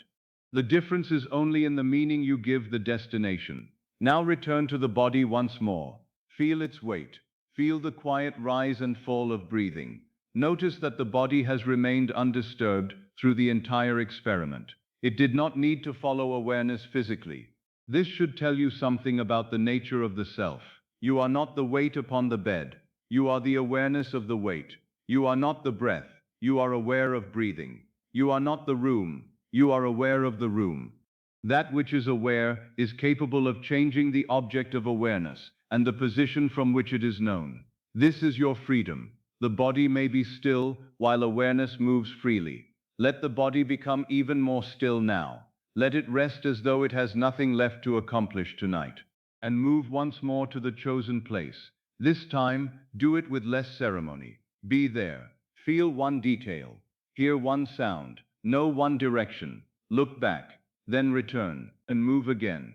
Each movement becomes easier because you are ceasing to believe in the distance. The first time, you may have imagined a journey. The second time, you accepted a location. The third time, you simply knew. This progression is the beginning of mastery. Effort diminishes as identity becomes certain. Remain for a final moment in the other place. From there, regard the bed and the sleeping body with tenderness. That body has carried you through the day. It has borne the evidence of the senses. It has answered to the name the world calls you. Let it rest now. You are not bound by its present location. You are the one who can look toward it. You are the awareness that can say, "Here," from another room. And soon, you will use this same freedom to say, "Here," from another state of being.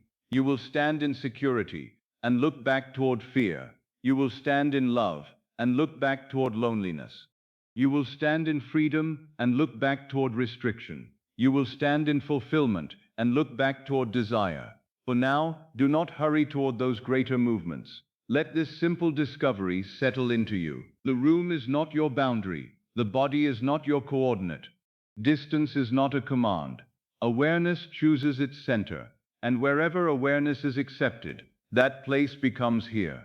Return now to the bed, but do not return as the same person who began the exercise. The body is in the same position, yet something has been loosened. You have visited another point without moving a muscle. You have looked back toward the physical room from beyond it. You have discovered that perspective may change while the body remains still. This small experiment contains the seed of every imaginal achievement. Tonight, you moved across your home. Soon, you will move across identities. Tonight, you changed the place from which you heard the house. Soon, you will change the state from which you hear the world. Tonight, you learn to say, "I am here," from a room the body did not enter. Soon you will say, "I am fulfilled," from a life the senses have not yet confirmed. And the senses, faithful servants that they are, will one day report the place awareness first dared to occupy in silence. Do not be discouraged if the movement you have just attempted seemed faint. The first stirrings of inward freedom are often so delicate that the mind mistakes them for nothing. It expects a great sensation, a sudden departure, some unmistakable sign that consciousness has crossed a distance. But awareness does not move as the body moves. It does not pass through space. It does not require the sensation of speed, nor does it need to watch the rooms between one place and another disappear behind it. Awareness accepts, and in the instant of acceptance, the new position is occupied. If you chose a chair in another room and felt only the slightest suggestion of being there, do not say that you failed. That suggestion was the beginning of occupancy. A doorway first appears as a narrow opening, yet an entire country may lie beyond it. In the same way, one faint conviction of "I am there" contains the whole power of movement. Men often destroy their first imaginal success because it does not arrive clothed in drama. They expect the unseen to announce itself with thunder, but the creative act is usually quiet. The seed enters the earth without applause. The dawn begins before anyone sees the sun. The tide turns in darkness. Your movement may have been no more than a subtle change in the direction from which you seemed to hear the house. Perhaps for one moment the bed felt farther away. Perhaps the chosen room seemed to surround you, though only dimly. Perhaps you could not see anything, yet you knew where the door would be if you opened your imagined eyes. That is enough. Knowledge of being is deeper than sight. You know that you are in your present room even when your physical eyes are closed. You do not need to inspect every wall before accepting your location. You simply know. I would have you cultivate that same quiet knowing in imagination. Let us move again, but this time with less preparation. Feel the body resting where it is. Do not examine it closely. Merely acknowledge it. Now choose the other place and be there. No journey, no corridor crossed, no effort to rise. The decision is the movement. I am here. Remain for one moment. Now return to the bed. I am here. And once more, be in the other place. I am here. Notice that awareness does not become tired from this movement. The body might grow weary if it were asked to rise and walk repeatedly through the house, but consciousness crosses the distance without expenditure. It does not lose strength because it never travels through the interval. The interval belongs to physical space. Acceptance belongs to imagination. At first, you may use sensations to persuade yourself. You may feel the imagined floor. You may hear a clock from another direction. You may sense the nearness of a table or the coolness of a window. These are useful supports. They help the mind release its dependence upon the position of the body. But the sensations are not the power. The power is the one who accepts them as present. As this faculty becomes familiar, you will need less detail. A single inward act will carry you. You will think of the chair, and instead of seeing it before you, you will find yourself seated in it. You will think of the hallway, and instead of imagining it at a distance, you will feel the hallway extending around you. Eventually, even the words "I am here" may become unnecessary. There will simply be here. This is how every natural ability develops. At first, the act seems divided into many parts. Later, the parts disappear into one effortless knowing. Consider a familiar path through your home at night. The first time you walked it in darkness, you may have moved carefully. You remembered the position of each piece of furniture. You stretched out a hand to find the wall. You counted the steps between one doorway and another. Every movement required attention, but after many passages, the body learned the way. You no longer calculated the distance. You did not say, "Now I must take 3 steps, turn, reach, and continue." You simply moved. The path became part of you. What was once an exercise became a habit of knowing. So it is with consciousness. At first, you may require a scene, a sensation, a sentence, or an inner conversation to help you enter the desired state. You may need to remind yourself that the old condition is behind you, and the fulfilled condition is here. But as you return again and again, the movement becomes natural. You cease performing the state. You begin living from it. This is the true purpose of repetition. It is not to force a reluctant power to obey. It is to make the chosen position familiar to the one who chooses. The law does not need persuasion. You need familiarity. A man repeats an imaginal act not because imagination has forgotten his first act, but because he himself continues to return to the old identity. Each repetition is another entrance into the new dwelling, until one day he discovers that he no longer feels like a visitor. He knows the rooms. He knows the light. He knows the quiet atmosphere. He no longer wonders whether he belongs there. This naturalness is what you seek. Do not confuse naturalness with indifference. The fulfilled state may be peaceful, but it is not empty. It carries the quiet certainty of possession. A man in his own home does not strain to believe that the chair belongs to him. He sits. A woman who knows she is loved does not spend every moment forcing herself to feel chosen. She receives affection as a natural part of life. A prosperous man does not wrestle with every coin to prove abundance. He thinks from provision. Effort appears when you stand outside a state and attempt to push your way into it. Acceptance appears when you recognize that the state is already available and step within. Effort says, I must make this real. Acceptance says, I permit this to be real to me now. The first statement preserves separation. The second ends it. This is why true movement is effortless. The state is not created by your struggle. Every possible state already exists as a position in consciousness. You do not build the state of security from nothing. You enter it. You do not manufacture love. You consent to the consciousness of being loved. You do not construct freedom piece by piece. You occupy the identity of one who is free. The kingdom is finished. Your task is selection. Imagine a great house containing countless rooms. In one room, a man is afraid. In another, the same man is at peace. In one room, he is rejected. In another, he is welcomed. In one room, he is impoverished. In another, he is supplied. In one room, he is unknown. In another, his work is recognized. The rooms do not need to be built. They already stand. He suffers because he believes the room he occupies is the whole house. Awakening begins when he discovers the door. Movement is the decision to cross the threshold.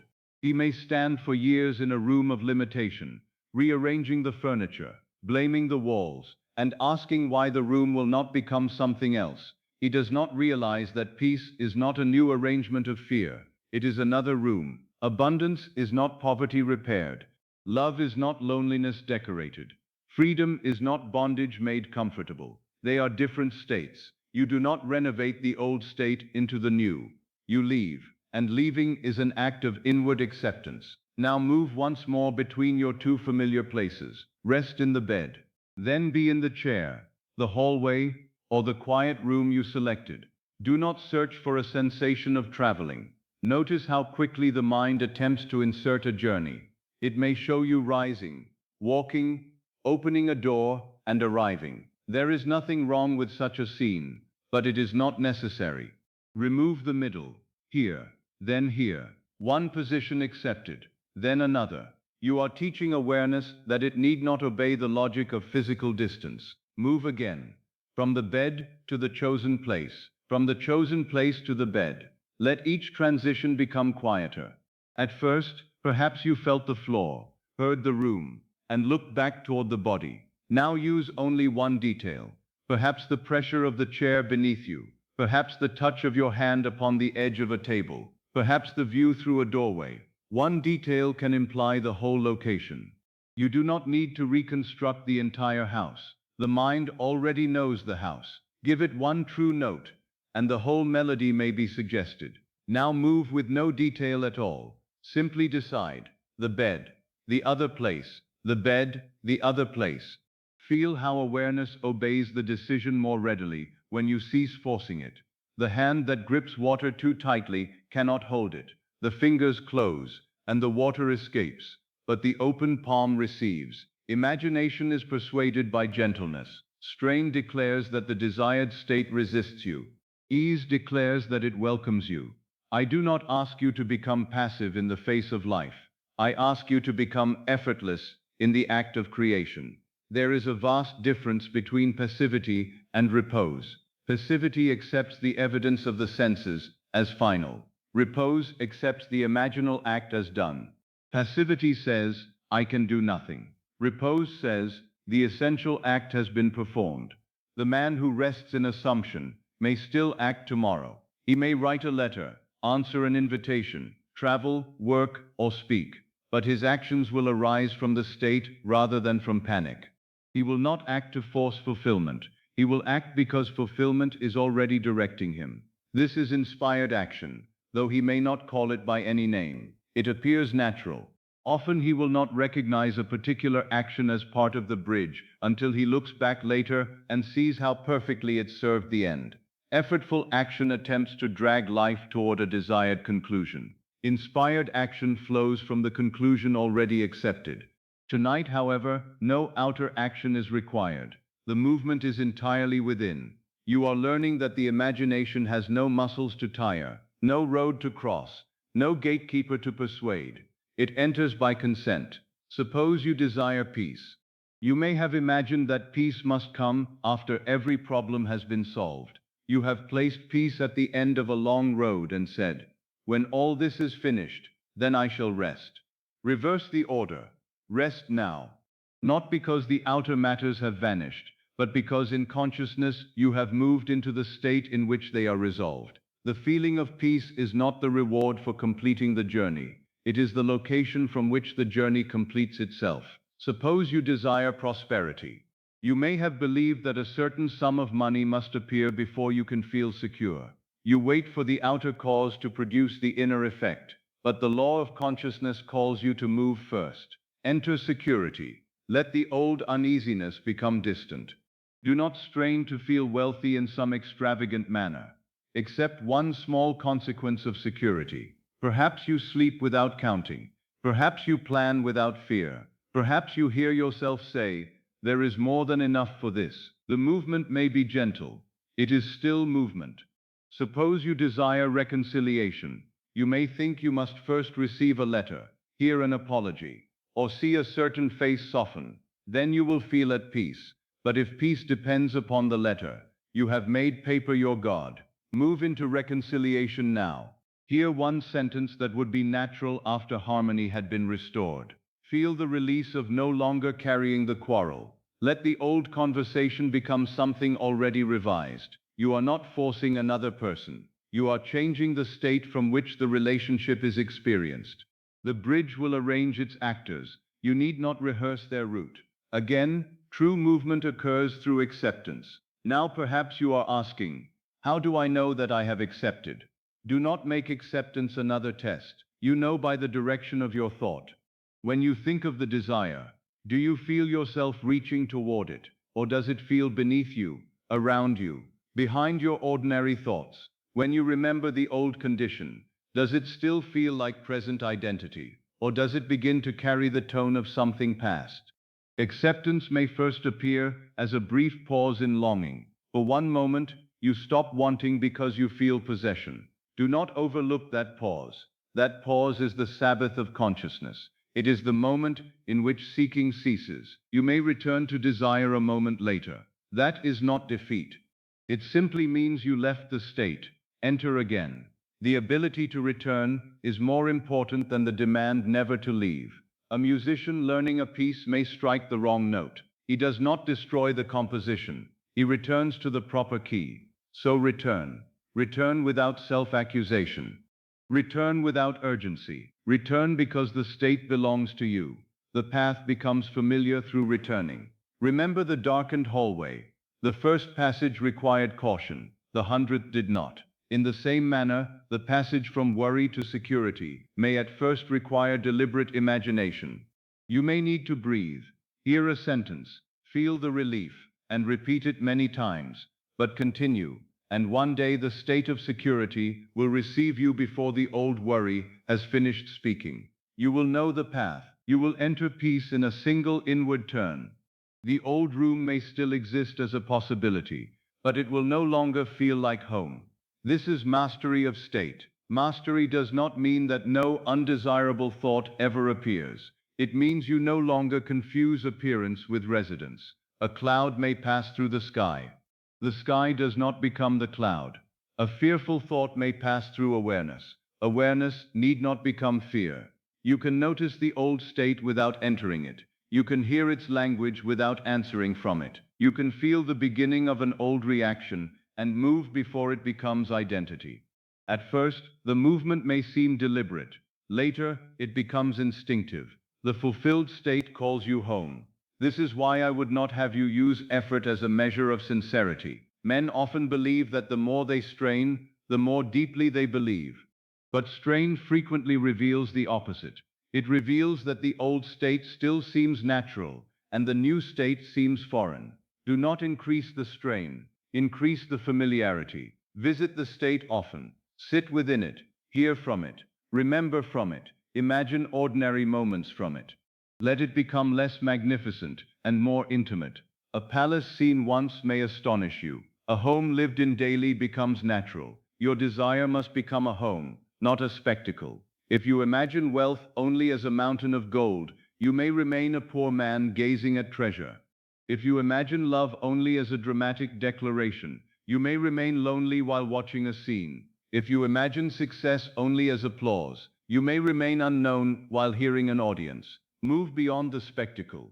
What is the ordinary texture of the fulfilled life? How do you wake? What question no longer troubles you? What small choice becomes possible? What tone enters your voice? What do you cease explaining? The ordinary details carry naturalness, and naturalness allows effort to fall away. A woman securely married may not spend each night imagining a wedding ceremony. She may imagine the simple act of setting two cups upon a table. She may hear a familiar voice from another room. She may feel the quiet assumption that plans are shared. A prosperous man may not imagine counting riches. He may imagine paying an account without concern, choosing a gift without fear, or declining an opportunity because he is free to choose. A healthy person may not imagine a physician declaring victory. He may imagine forgetting to think about the body while enjoying the day. These scenes do not shout, they imply. And implication is often more persuasive than spectacle because it belongs to life after fulfillment has become natural. Let the new state become quiet enough to be yours. Now return once more to the movement between rooms. You are in the bed. Then you are in the familiar place. Use one sensation, then none. Use one sentence, then silence. At first, imagination is assisted by form.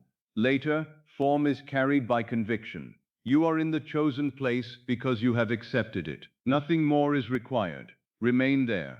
Allow the sense of the physical bed to become faint, not because you fight it, but because you are interested elsewhere. Attention is the light of consciousness. What you illuminate becomes present. What you cease illuminating recedes. The old state does not need to be destroyed. Remove the light. Turn it toward the new room. Turn it toward the fulfilled identity. The unlit scene fades by itself. This is another reason effort is unnecessary. Darkness is not expelled by wrestling with it. A lamp is lit. You do not conquer fear by studying fear. You light peace. You do not defeat lack by arguing with every figure. You illuminate provision. You do not overcome loneliness by examining all the years it seemed present. You light the state of belonging. The new light changes what can be seen. Now let awareness return gently to the body, but keep the lesson. The body lies still. Awareness has moved many times. The walls have not opened, yet you have occupied what seemed beyond them. No physical distance was crossed, yet perspective changed. No force was used, yet the movement occurred. This is the law in miniature. You will use the same effortless acceptance when we move from one state of being to another. You will not drag the body into a future event. You will not beg the world to rearrange itself first. You will choose the position from which the fulfilled life is already visible. At first, the state may be faint. Faintness does not mean failure. At first, you may rely upon imagined sensations. Use them gently. Later, one inward decision will be sufficient. The new state will become known as surely as the familiar path through your home is known in darkness. And when it becomes known, you will no longer say, I am trying to enter. You will say nothing. You will simply be there. Let this truth accompany you as the body grows heavier and the mind becomes quieter. Effort belongs to the one who believes the state is far away. Acceptance belongs to the one who knows that consciousness crosses no distance. You are not forcing movement. You are permitting location. You are not creating the fulfilled state. You are selecting it. You are not struggling to arrive. You are becoming familiar with the place in which you have already arrived. And as familiarity deepens, movement becomes so quiet, so natural, and so immediate that one day you will wonder how you ever believed yourself confined to the old room. Now we come to one of the most difficult disciplines for the natural mind, because the natural mind has been trained to bow before appearances. It looks upon the visible world and calls it final. It hears the report of the senses and treats that report as judgment. It sees a condition repeated and concludes that the condition must continue. Yet the senses, faithful as they are, possess no creative authority. They do not tell you what must be, they tell you what has already been accepted. The senses are messengers carrying yesterday's news. They arrive at the door of awareness with letters written by former states. They announce the harvest of seeds already planted.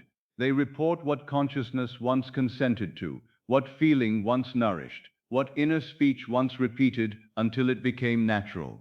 But a messenger does not make the decision he reports.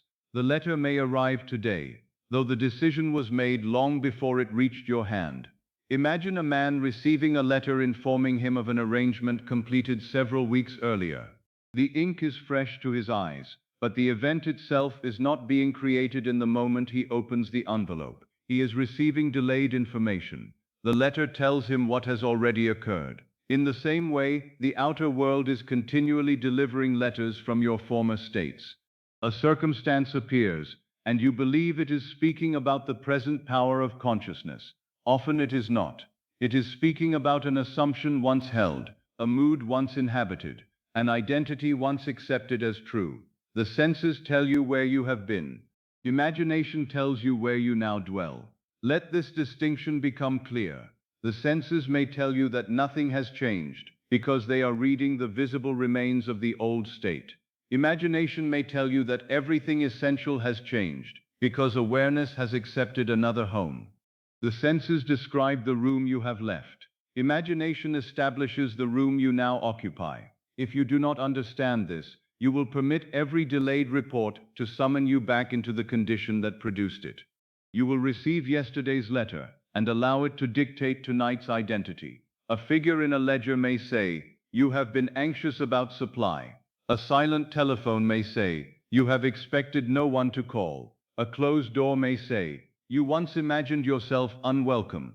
A tired body may say, "You have carried strain for many days." These reports may deserve practical attention, but they do not deserve worship.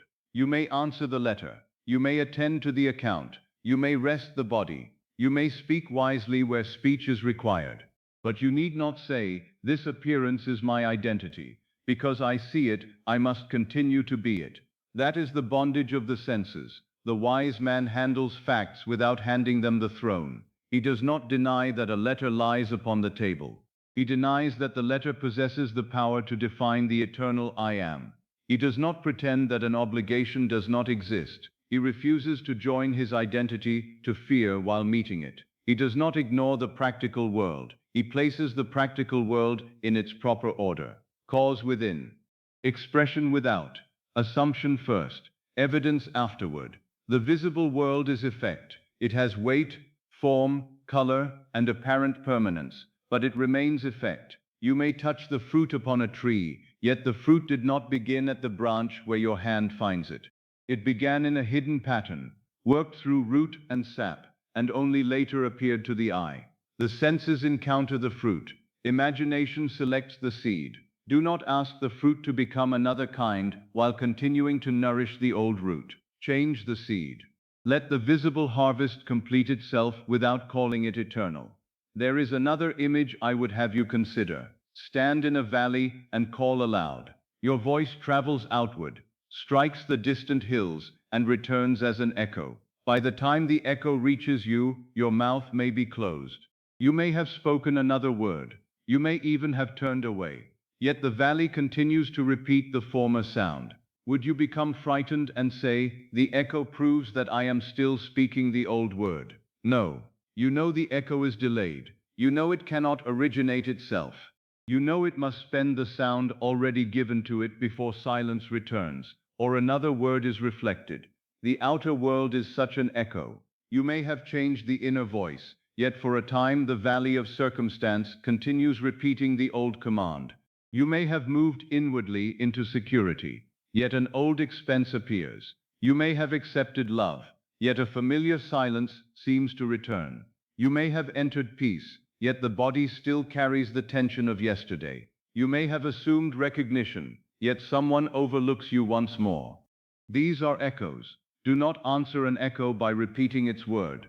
If the valley cries, lack, do not respond, yes, I lack. If it cries, delay, do not answer, yes, nothing is happening. If it cries, rejection, do not join your living voice to the dead sound. Remain silent inwardly, or speak the new word. The echo will exhaust itself. It has no choice. It possesses no source of its own. This is why persistence is not the anxious repetition of a phrase. Persistence is loyalty to the new voice while the old echo fades. You do not persist in order to persuade God. You persist because the senses arrive late. You persist because the old state may continue displaying its last scenes after you have changed the unseen cause. You persist because consciousness has chosen a new residence, and yesterday's messenger has no authority to evict you. The senses tell you where you have been. Imagination tells you where you now dwell. Suppose tonight you have accepted the state of being loved. You rest in the feeling of being cherished, remembered, and welcomed. Then tomorrow an old circumstance appears. A person seems distant. A letter does not come. A conversation does not unfold as you hoped. The senses immediately offer their interpretation. They say, you see, you are still unloved. But the senses do not know the meaning of the bridge. They do not know what is moving beyond their present range. They report only the surface before them. You may acknowledge the surface without surrendering the state. You may say inwardly, this is an old letter. It was sent from a country I no longer inhabit. Then remain in love. Do not force the person. Do not compose 100 anxious conversations. Do not attempt to drag the outer event into agreement before its appointed moment. Guard the source.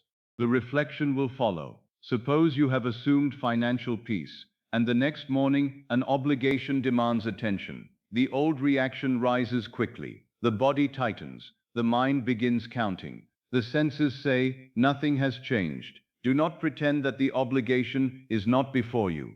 Meet it with whatever practical action is wise. But do not let the figure upon the page become the name of God within you. Do not say, I am this number. Do not say, I am trapped because the ledger says so. A ledger can record money. It cannot record the limits of consciousness. The page may describe an effect. It cannot imprison the cause. You may look upon the figure and think from security. You may answer it as one for whom a way exists. You may refuse panic, not because you deny the account, but because you deny that the account is the father of your future. This is righteous use of imagination. It is not foolishness. It is proper order. Many misunderstand the instruction to ignore appearances. They imagine that it means closing the eyes to practical facts, refusing needed assistance, neglecting duties, or claiming that visible conditions do not exist. I do not ask you to become careless. I ask you to become causally intelligent. If rain falls, you may carry an umbrella, but you need not assume that rain will fall forever. If the body is weary, you may allow it rest, but you need not build an identity of weakness around the weariness. If an obligation is due, you may attend to it, but you need not make fear your method of payment. If a relationship requires an honest word, you may speak it, but speak from the state of dignity and harmony, not from the desperation of one begging to be chosen. Practical wisdom and imaginal faith are not enemies. The awakened man acts in the world while knowing the world is not the cause. He attends to the echo without mistaking it for the voice. He reads the letter without allowing the envelope to tell him who he is. This is the balance you must learn.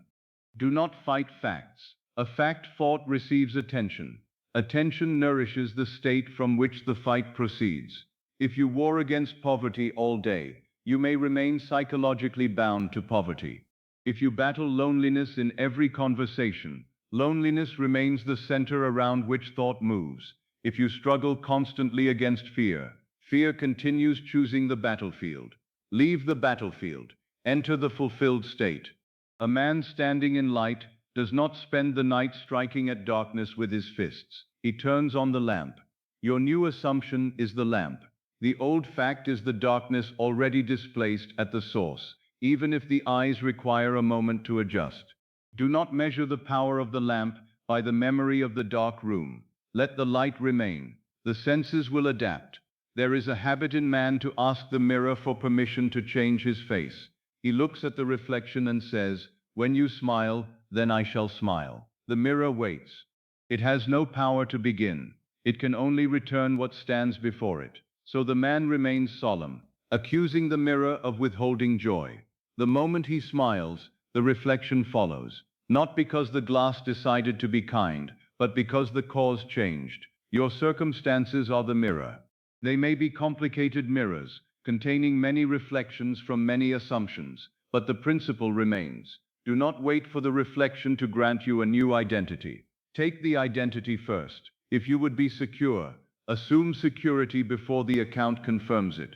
If you would be loved, accept love before another face reflects it.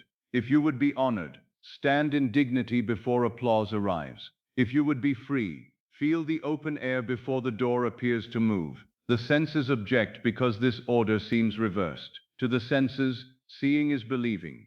To imagination, believing becomes seeing. The senses say, "Give me evidence, and I will permit the feeling."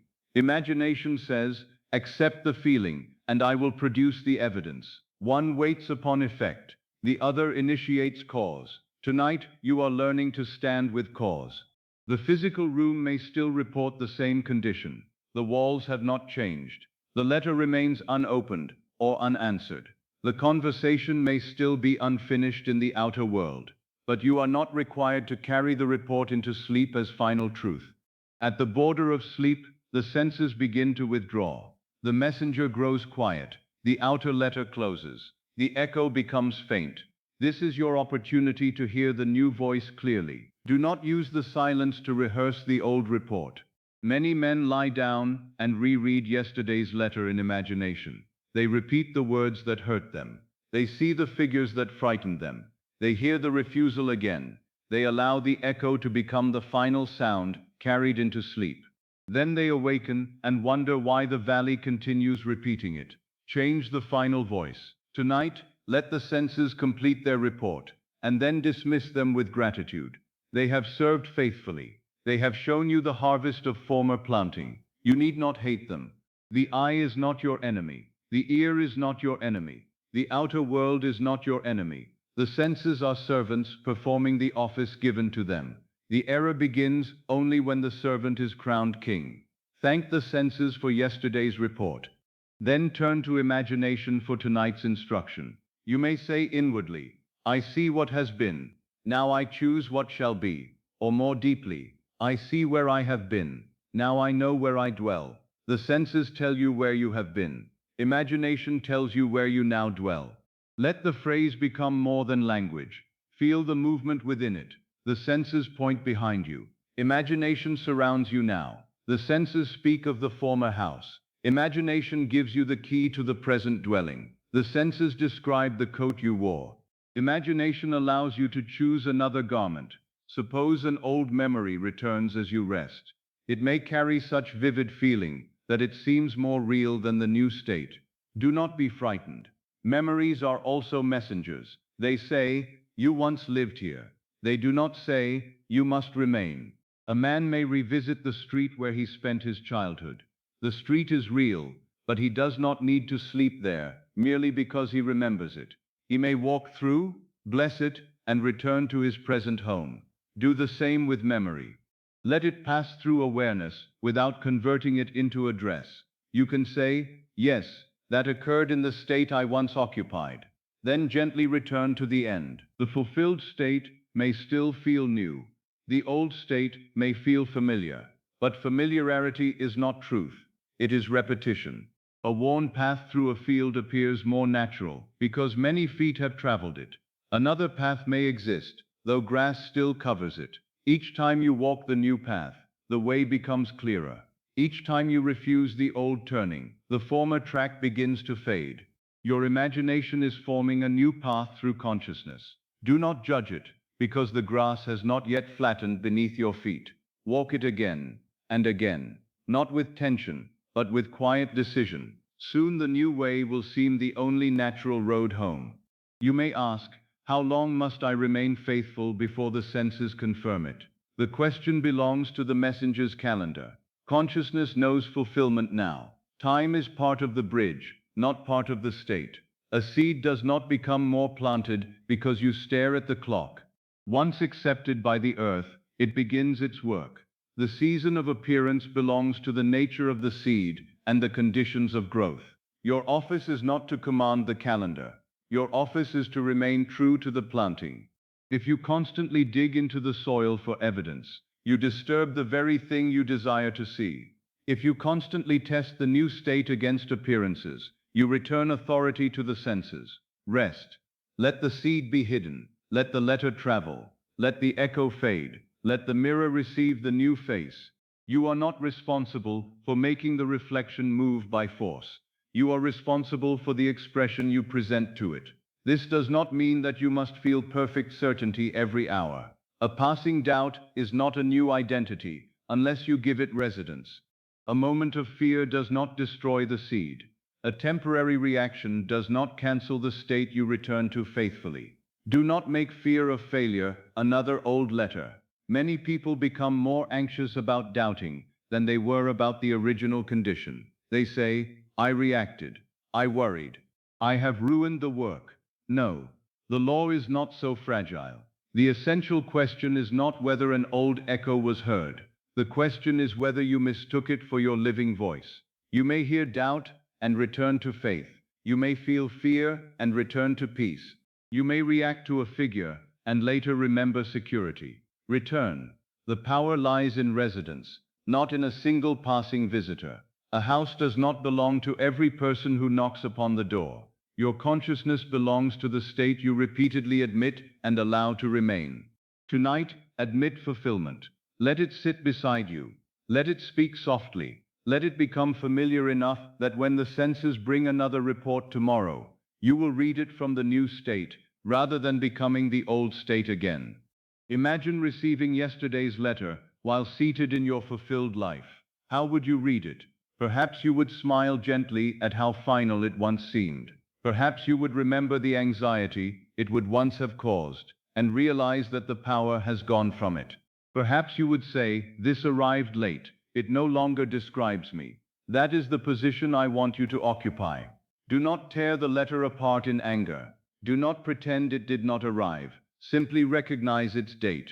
It belongs to the past. You live now. The senses tell you where you have been.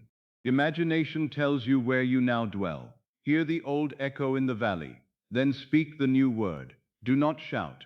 A whisper from the source is more powerful than thunder from the reflection. Say inwardly, I am secure, or I am loved, or I am free, or perhaps no words are needed. Feel the state. Let it be the voice. The valley may continue answering the former sound for a little while. Let it. You know what you have spoken now. You know where the new sound began. You know that every echo must eventually conform to the voice that continues.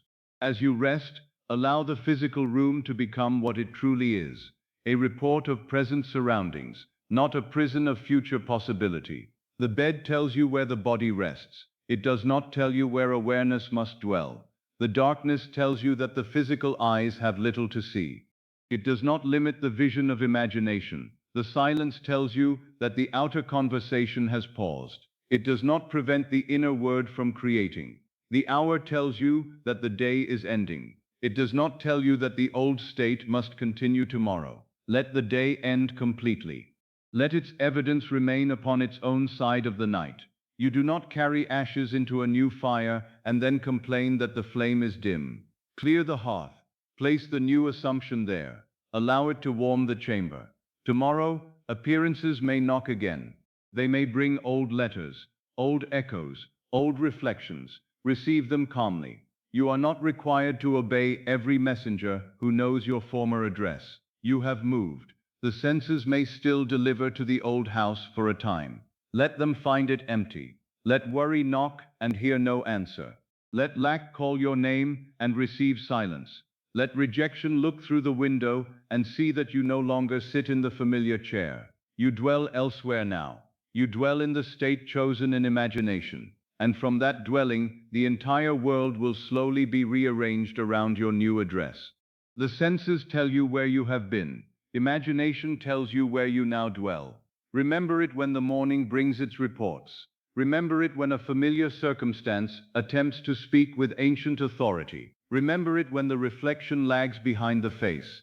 The messenger is faithful, but late. The echo is loud, but empty of origin. The mirror is clear, but unable to begin. You are the source. You are the voice. You are the face. You are the awareness selecting its dwelling. And tonight, while the senses grow quiet, you are free to choose a home they have not yet learned to describe. Now that you have seen that awareness may move from one place to another without the body taking a single step, I would have you recognize the greater meaning hidden within that small experiment. You were not merely moving from a bed to a hallway, from one chair to another, or from one room to the next. You were discovering that the center of being is not fixed. You were proving, in the simplest possible manner, that the one who says, "I am here," may change the meaning of here. And what is true of place is true of state. The same awareness that said, "I am in this room," and then accepted another room, can say, "I am in fear," and then accept peace. It can say, "I am alone," and then enter the state of being loved. It can say, "I am burdened," and then move into freedom. The sacred words remain unchanged. Only the garment placed upon them is different. I am is the unconditioned name. Everything that follows is a state. I am worried. I am forgotten. I am too old. I am without means. I am not wanted. I am always struggling. These declarations may seem like descriptions of circumstances, but they are more than descriptions. They are acts of occupation. Each one places awareness within a particular room of consciousness, and then interprets the whole world from there. When a man says, "I am worried," he does not merely report the presence of worry. He joins the creative name to the state of worry. He sits within it. He looks through its windows. He hears every word from its atmosphere. An innocent delay becomes danger. A quiet room becomes loneliness. An ordinary expense becomes prophecy. The state supplies the meaning. The world appears to confirm him because he sees only what the state permits him to see. But the I am itself was never worried. It entered worry. The I am itself was never poor. It entered the consciousness of lack. The I am itself was never rejected. It occupied a state in which rejection seemed natural. This distinction sets you free, because what has been entered may be left. You are not trying to repair the sacred I am. Nothing is wrong with it. You are not trying to strengthen awareness, purify awareness, or persuade awareness that it is worthy of another life. Awareness is already complete. You are changing the state with which it has identified. Imagine once more the house of many rooms. In one room there is a woman seated beside a cold window, convinced that no one remembers her. In another room, the same woman is surrounded by the quiet certainty of love. In one room, she listens for a letter that has not come. In another, she reads a familiar note with a peaceful smile. In one room, she asks whether she is worthy of affection. In another, the question would seem strange, because being cherished has become natural. The woman is the same. The I am is the same. Only the room has changed. And yet when she occupies the first room, it seems to her that loneliness is not a room at all. It appears to be the whole world. The walls seem absolute. The window seems to reveal reality itself. She does not realize that another door stands only a movement of awareness away. This is how men become prisoners of states. They mistake a room for the house. They mistake a garment for the body. They mistake a mood for identity. They say, "This is what I am," when they should say, "This is where I have been dwelling." Listen to the difference. I am a failure becomes, I have occupied the state of failure. I am unwanted becomes, I have lived in the feeling of being unwanted. I am trapped becomes, I have accepted confinement as my room. The second form does not deny the experience. It restores movement. It reminds you that the state has been occupied, but it is not eternal. The old declarations were not sins demanding punishment. They were addresses. You sent the I am to live there. Perhaps you did so unconsciously. Perhaps you inherited the address from family, custom, disappointment, or repeated suggestion. Perhaps someone spoke a word over you in childhood, and you accepted it as your name. Perhaps a painful event occurred, and from that day you joined the sacred words to limitation. I am not clever. I am difficult to love. I am destined to struggle. I am the one who is always left behind.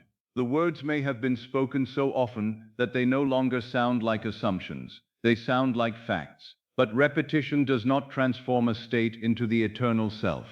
It only makes the state familiar. A garment worn for many years may take the shape of the body, yet it remains a garment. It may feel natural, because you have forgotten the sensation of wearing anything else, but you can remove it. Do not condemn yourself for the clothes you wore in ignorance. Condemnation is merely another garment. A man awakens to the fact that he has been clothed in fear, and then he says, I am foolish for having feared. He removes one dark coat only to put on another. He leaves the room of anxiety and enters the room of shame. This is unnecessary. Awareness learns through states. It enters them, experiences their consequences, and one day discovers its freedom to move. The purpose of awakening is not to judge the rooms you visited.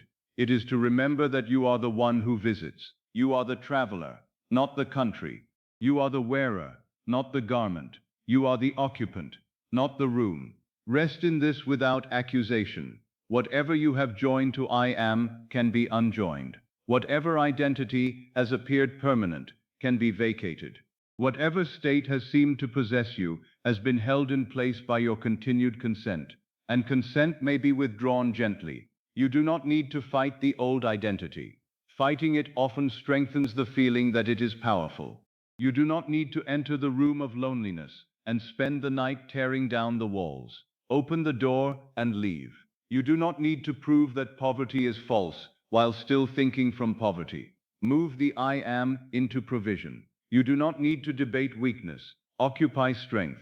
You do not need to argue with unworthiness. Enter dignity. The house changes when the occupant changes rooms. Circumstances are furniture within a state. Identity is the house itself. A man may move the furniture endlessly and wonder why his life remains the same. He changes employment while carrying the identity of one who is undervalued. He enters another relationship while remaining the one who expects abandonment. He moves to another city while preserving the consciousness of exclusion. He obtains more money while continuing to feel himself insecure. The furniture changes, the house remains. New faces enter, but they are given the old roles. New opportunities appear, but they are interpreted through the old windows. New income arrives, but the old identity finds another reason to fear. This is why an outer change, however welcome, does not always produce freedom. The circumstance may be new, but the I am is still clothed in the former garment. To change identity is more radical. It is to cease asking the furniture to create the house. You become the one who is valued, and work begins to reflect value. You become the one who is loved, and relationships begin to reflect love. You become the one who is supplied, and money finds its proper place as a servant rather than a master. You become the one who is free, and circumstances that once appeared like walls become doors, roads, and bridges. Do not misunderstand me. You do not become these things by shouting words that your heart rejects. You become them by moving awareness, just as you moved it from the bed to the hallway. At first, the state may seem like another place. You may see freedom there, love there, abundance there, dignity there. Then you remember the lesson. There does not remain there once awareness occupies it. It becomes here. So let us move the I am now. Begin not with a grand declaration, but with a simple recognition. Notice what you have unconsciously placed after the words I am during the day. Perhaps you said, I am tired. Perhaps you said, I am worried about tomorrow. Perhaps you said, I am disappointed. Perhaps you said, I am always the one who must carry everything. Do not judge these words. Observe them as you would observe signs hanging upon doors. Each sign named a room. You may have entered and sat there for many hours, but now night has come, and you are free to choose another chamber. Take one declaration that has felt familiar. Perhaps, I am burdened. Hear it inwardly.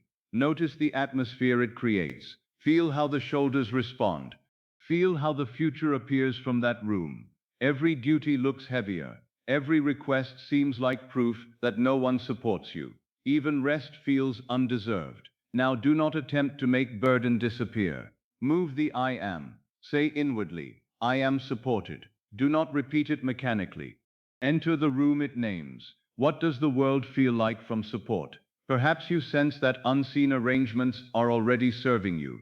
Perhaps you feel that another shoulder shares the weight. Perhaps the body releases one breath it had been withholding. Remain there. The old room may still be visible behind you. Let it be visible. You are not there. I am supported. Now perhaps the old declaration was, I am alone. Do not argue with the number of people presently in the room. The physical room may indeed contain only one body. But solitude is a circumstance. Loneliness is a state. They are not the same. Move the I am. I am loved. I am remembered. I am held in the affection of others. Choose the phrase that carries the least strain and the most natural warmth. Then enter it. What would you hear from this state? Perhaps a familiar voice speaks your name with tenderness. What would you expect? Perhaps you expect welcome rather than indifference. What would you remember? Perhaps you remember the season of loneliness as something that once seemed endless and then quietly passed. Do not force a face to appear. Do not command a particular person. Move the I am into love itself. Let love decide its own expression. Perhaps the old declaration was, I am too old. This sentence has imprisoned many because they confuse the history of the body with the limits of awareness. The body moves through years. Awareness knows the years but is not measured by them. You may look back upon decades and still say I am with the same immediacy with which you said it as a child. The memories changed, the body changed, the roles changed, but the awareness of being remained present. I am has no age. Age is one garment it wears in time. If you have joined I am to decline, limitation, or lateness, do not scold yourself. Move. I am renewed. I am alive to possibility. I am entering a fruitful season. Feel the meaning, not the effort of the phrase. A tree does not apologize because one season has ended. It gives itself to the next. You are not late for the state you can occupy now. No state asks for your birth certificate before admitting you. No fulfilled desire says, you should have come years ago. The door opens to present consciousness. Enter now. Perhaps the old declaration was, I am without means. You may have repeated it so often that the absence of means appears to be the cause of your condition. But means belong to circumstances. The state of being supplied belongs to identity. Move the I am. I am provided for. I am one through whom provision flows. I am secure. Do not immediately look for evidence. That would be like stepping into a new room and running back to the old window to ask whether the scenery has changed. Remain where you moved. From provision, what ordinary thought arises? Perhaps you think of an obligation as handled. Perhaps you imagine choosing rather than begging. Perhaps you feel that a way exists even though its form is not yet visible. That quiet knowledge is the atmosphere of the new house. Let it surround you. You are not repairing lack. You are leaving it. This is the movement many resist because they believe they must first deserve the new state. They say, when I have worked enough, suffered enough, understood enough, or corrected enough, then I shall permit myself to enter. But consciousness does not require a certificate of merit. The state is entered by acceptance. The prodigal son did not return home after proving that he was worthy. He returned, and the robe was placed upon him. The robe did not create sonship, it revealed it. You are already the child of the I am. You are already heir to the kingdom of states. You do not earn permission to occupy love, dignity, health, freedom, or abundance. You accept the robe. Let the old garment fall. Not with anger, not with contempt. It served as experience. Perhaps it taught you how deeply a state can color the world. Perhaps it taught you how faithfully life reflects identity. Perhaps it brought you to the very night in which you finally discovered the door. Bless the lesson and leave the room. Do not carry the furniture with you. A man says he has moved into prosperity, yet he brings the chair of worry, the clock of delay, and the account book of fear. He arranges them in the new room, and then complains that prosperity feels like poverty. Leave the old furnishings behind. The state of abundance has its own furniture. There is the chair of ease. There is the table of enough. There is the window of possibility. There is the open door of circulation. The state of love has its own furniture. There is the lamp of trust. There is the bed of rest. There is the familiar cup placed for another. There is the sound of welcome at the door. The state of dignity has its own furniture. There is the upright posture. There is the quiet voice. There is the absence of explanation. There is the knowledge that worth does not wait for applause. When you move the I am, allow the new room to furnish your thoughts. Do not import the old questions. A secure person does not ask, will I be abandoned tomorrow? A supplied person does not ask, what disaster will take everything from me? A dignified person does not ask, how can I force them to see my value? These questions belong to former houses. You may hear them through the walls. Let them remain next door. Now return to the pure name for a moment. I am. Before any condition is added, there is simply awareness of being. Feel the stillness of it. I am. It is not poor. It is not rich. It is not rejected. It is not chosen. It is not old. It is not young. It is not confined. It is pure capacity for identification. This is the holy ground. From here, choose consciously. Do not choose from panic. Do not choose because you hate the former state. Choose because you know that awareness is free. Hatred of the old room keeps attention upon it. Love of the new state draws you naturally across the threshold. Let the chosen words arise softly. I am secure. I am loved. I am free. I am honored. I am supplied. I am at peace. Choose one. You need not wear every garment tonight. One true state, deeply accepted, may rearrange many circumstances because states are connected. Security may soften the body, improve relationships, and alter the use of money. Love may restore dignity, peace, and courage. Freedom may change the meaning of work, time, and opportunity. Enter one room fully. Do not run through the house opening every door. Select the state that feels like home. Then sit there. Let it become ordinary. If you choose peace, do not seek a dramatic peace. Feel the absence of the need to solve everything tonight. If you choose love, do not demand ecstasy. Feel the quiet knowledge that you belong. If you choose abundance, do not force visions of treasure. Feel that tomorrow is provided for. If you choose dignity, do not imagine crowds praising you. Feel no need to shrink. The I am moves through feeling. Words indicate the room. Feeling confirms occupancy. You may say, I am free, 100 times while feeling imprisoned. Then the spoken words point to one room while awareness sits in another. Do not multiply words. Move. Feel the open space of freedom. Feel the former wall behind you. Feel that the door has closed gently upon the old condition, not to trap you, but to release you from returning out of habit. Now look back upon the declarations you once made. I am unlucky. I am always overlooked. I am the one who suffers. See them as names written upon old doors. You do not need to tear the signs down. You no longer enter. The rooms may remain in the great house of consciousness as possibilities, but they are not your home. This is the meaning of repentance in its deepest sense. It is not sorrowful punishment. It is a change of mind, a change of state, a movement of the I am. You turn from one room and face another.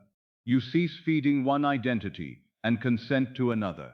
You do not crawl across the threshold. You enter as the rightful occupant. The sacred name belongs to you because it is you. No outer authority can forbid you to say, I am loved.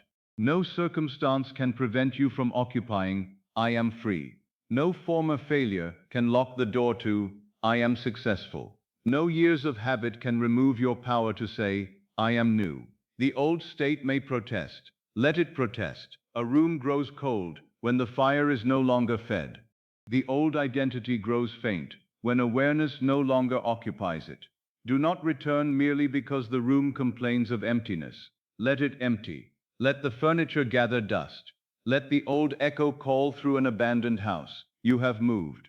The senses may continue delivering letters to the old address. You are not required to collect them.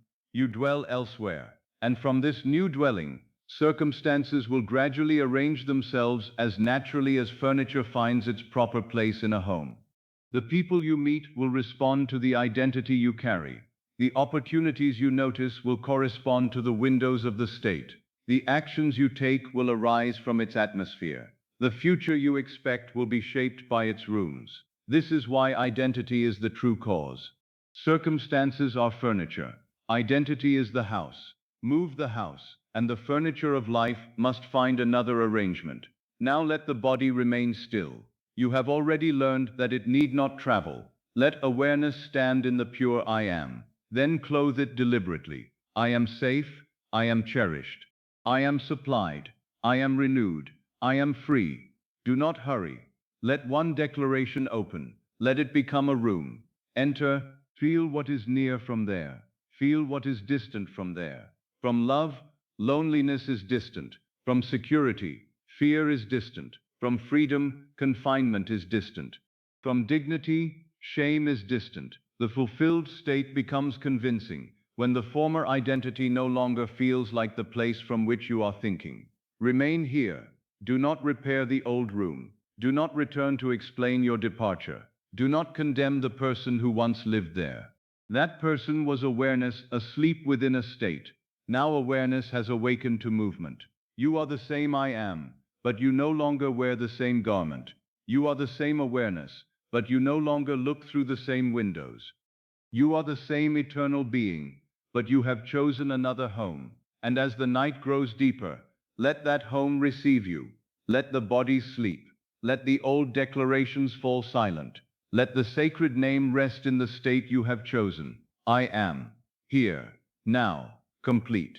And whatever you faithfully join to that name in the silence of consciousness will, in its appointed way, become the world from which your senses bring tomorrow's news. Now that you have learned to move from one room to another without the body taking a step, we may use the same faculty in a more intimate way. For your desire is not merely an object waiting somewhere in the future. It is a state of consciousness, and every state has its own inward location. You have already discovered that a room becomes present when you occupy it. A chair that was once over there becomes the chair beneath you. A hallway that was once beyond the door becomes the place from which you look back. Distance disappears when awareness changes its center. Now I ask you to make the greater movement. Choose one desire, only one. Do not gather every unfulfilled wish of your life and bring them all into this hour. The mind becomes restless when it tries to carry too much. Choose the desire that speaks most quietly, but most persistently within you. It may concern security, companionship, health, freedom, family, work, or the simple restoration of peace. You need not tell anyone what you have chosen. You need not speak it aloud. Hold it gently within you. And now, do not approach the desire directly. Do not look at the thing you want. Do not begin by seeing the house, the sum of money, the person, the letter, the journey, or the visible result. Those may come later. First, ask a different question. Where would I stand inwardly if this were already accomplished? Not where would my body stand? Not what room would I occupy physically? Where would I stand in consciousness? Would I stand in relief? Would I stand in security? Would I stand in belonging? Would I stand in freedom? Would I stand in quiet confidence? Would I stand in gratitude? Would I stand in the peaceful knowledge that there is nothing more to chase? Do not answer quickly. Let the desire reveal the emotional coordinate hidden within it. A man may say he wants money, but what he truly seeks is relief from fear. A woman may say she wants marriage, but what she truly seeks is the feeling of being chosen and accompanied. Another may say she wants recognition, but beneath the desire lies the wish to feel that her life has meaning. Another may long for a change of home, when the deeper end is peace, privacy, or belonging. The visible desire is often a doorway. The state behind it is the room. Find the room. Suppose the desire were granted this very night. Suppose the matter had been settled so completely that you no longer needed to think about its arrival. What would remain after the first excitement passed? Perhaps there would be a deep breath. Perhaps the shoulders would soften. Perhaps the future would no longer appear hostile. Perhaps you would feel that life was finally on your side. Perhaps you would simply say, "At last, I can rest." That is the coordinate. Enter there. Do not attempt to pull the desired object toward you. Move to the place from which the object is already part of your world. If the state is relief, feel relief before you know the means. If the state is security, feel the steadiness of one whose foundation is firm. If the state is belonging, feel the absence of the need to prove that you deserve a place. If the state is freedom, feel the old wall behind you. If the state is gratitude, feel that something has already been given. The movement may be subtle. It may not arrive with emotion great enough to shake the body. A quiet shift is enough. Remember the exercise with the 2 rooms. At first you used the imagined floor, the direction of sound, and the view through a doorway. These details helped you feel the new physical position. Now use the atmosphere of fulfillment as your floor. Let relief be beneath your feet. Let security be the air around you. Let gratitude be the light in the room. Let quiet confidence be the chair in which you rest. And say inwardly, not as an affirmation repeated from outside, but as a recognition spoken from within. I am here. I am here. In the state where the matter is settled. I am here. In the state where I am no longer waiting. I am here. In the state where the answer has already become part of my life. Do not ask whether the outer world agrees. The physical body did not agree when you occupied the hallway in imagination. It remained in the bed, yet awareness moved. In the same way, circumstances may remain where they were for a time. They are the body of the old state. Let them rest there. You are moving first. Now, from the emotional coordinate you have chosen, look back. This is essential. Do not merely feel relief while continuing to stare toward the problem. Turn inwardly and see the former condition behind you. If you chose security, look back at the version of yourself who counted anxiously. See her as someone you remember. She is seated at a table, perhaps studying figures and wondering whether there will be enough. Do not enter the room with her. Look toward her from security. You may feel tenderness for her. She did not know what you know now. She believed the figures were the cause. She believed peace had to wait. But you are no longer seated at that table. You have risen. Let waiting become a chair from which you have stood. See it behind you. Perhaps you occupied that chair for years. Perhaps the cushion carries the shape of your long residence. Perhaps the room is familiar in every detail. But familiarity does not require return. You are standing now. The chair is empty. Feel the difference between remembering waiting and continuing to wait. One is an image behind you. The other is an identity beneath you. Remove the identity. Leave the image. If your desire concerns love, look back from belonging. See the former self listening for a sound at the door, wondering whether anyone will come, interpreting every silence as evidence of being forgotten. She is not your enemy. She is a state you once occupied. Look at her from the warmth of being chosen. Perhaps from where you now stand, you can barely understand why she believed herself alone. Love is so natural here that her question seems like something spoken in a dream. You may say gently, I remember when I thought I had to wait for love. Hear the distance in the words, not sorrow, not mockery, distance. The old room is behind you. If your desire concerns freedom, look back at the former walls. Perhaps you once felt trapped by duty, circumstance, another person's opinion, or a condition that seemed immovable. Do not imagine yourself struggling with the lock. Do not picture yourself begging to be released. Stand outside. Feel the open air. Then turn and look back. The walls still appear in memory, but they no longer surround you. This is psychological relocation. You do not imagine the door opening. You imagine from beyond the door. You do not imagine freedom approaching. You remember confinement from freedom. The former identity may be imagined as a coat hanging near the entrance of an old house. It bears the shape of your shoulders because you wore it for so long. It may be the coat of worry, the coat of disappointment, the coat of waiting, or the coat of one who always expected difficulty. See it hanging there. You do not need to burn it. You do not need to tear it apart. You do not need to curse the years in which it kept you warm. Simply do not put it on again. The night is different now. You are dressed in another state. Perhaps the new garment is light. Perhaps it is so natural that you barely feel it. Security does not always announce itself. Belonging does not always demand celebration. Freedom may first feel like the absence of pressure. Where that absence, where the quietness, where the feeling that you are no longer required to solve the old question. The old self may call from the doorway. It may say, but you do not yet have proof. Do not return for a conversation. The person waiting for proof still lives in the former house. You have moved. It may say, you are only imagining. And you may answer, if an answer is needed, yes, I am imagining from the place where life begins. But silence may be better. A traveler who has reached home does not argue with the road about whether the journey is complete. He rests. Rest now in the emotional coordinate of fulfillment. Notice how the world appears from here. From relief, tomorrow is less threatening. From security, choices become possible. From belonging, silence becomes peaceful rather than empty. From freedom, the old obligation loses its power to define you.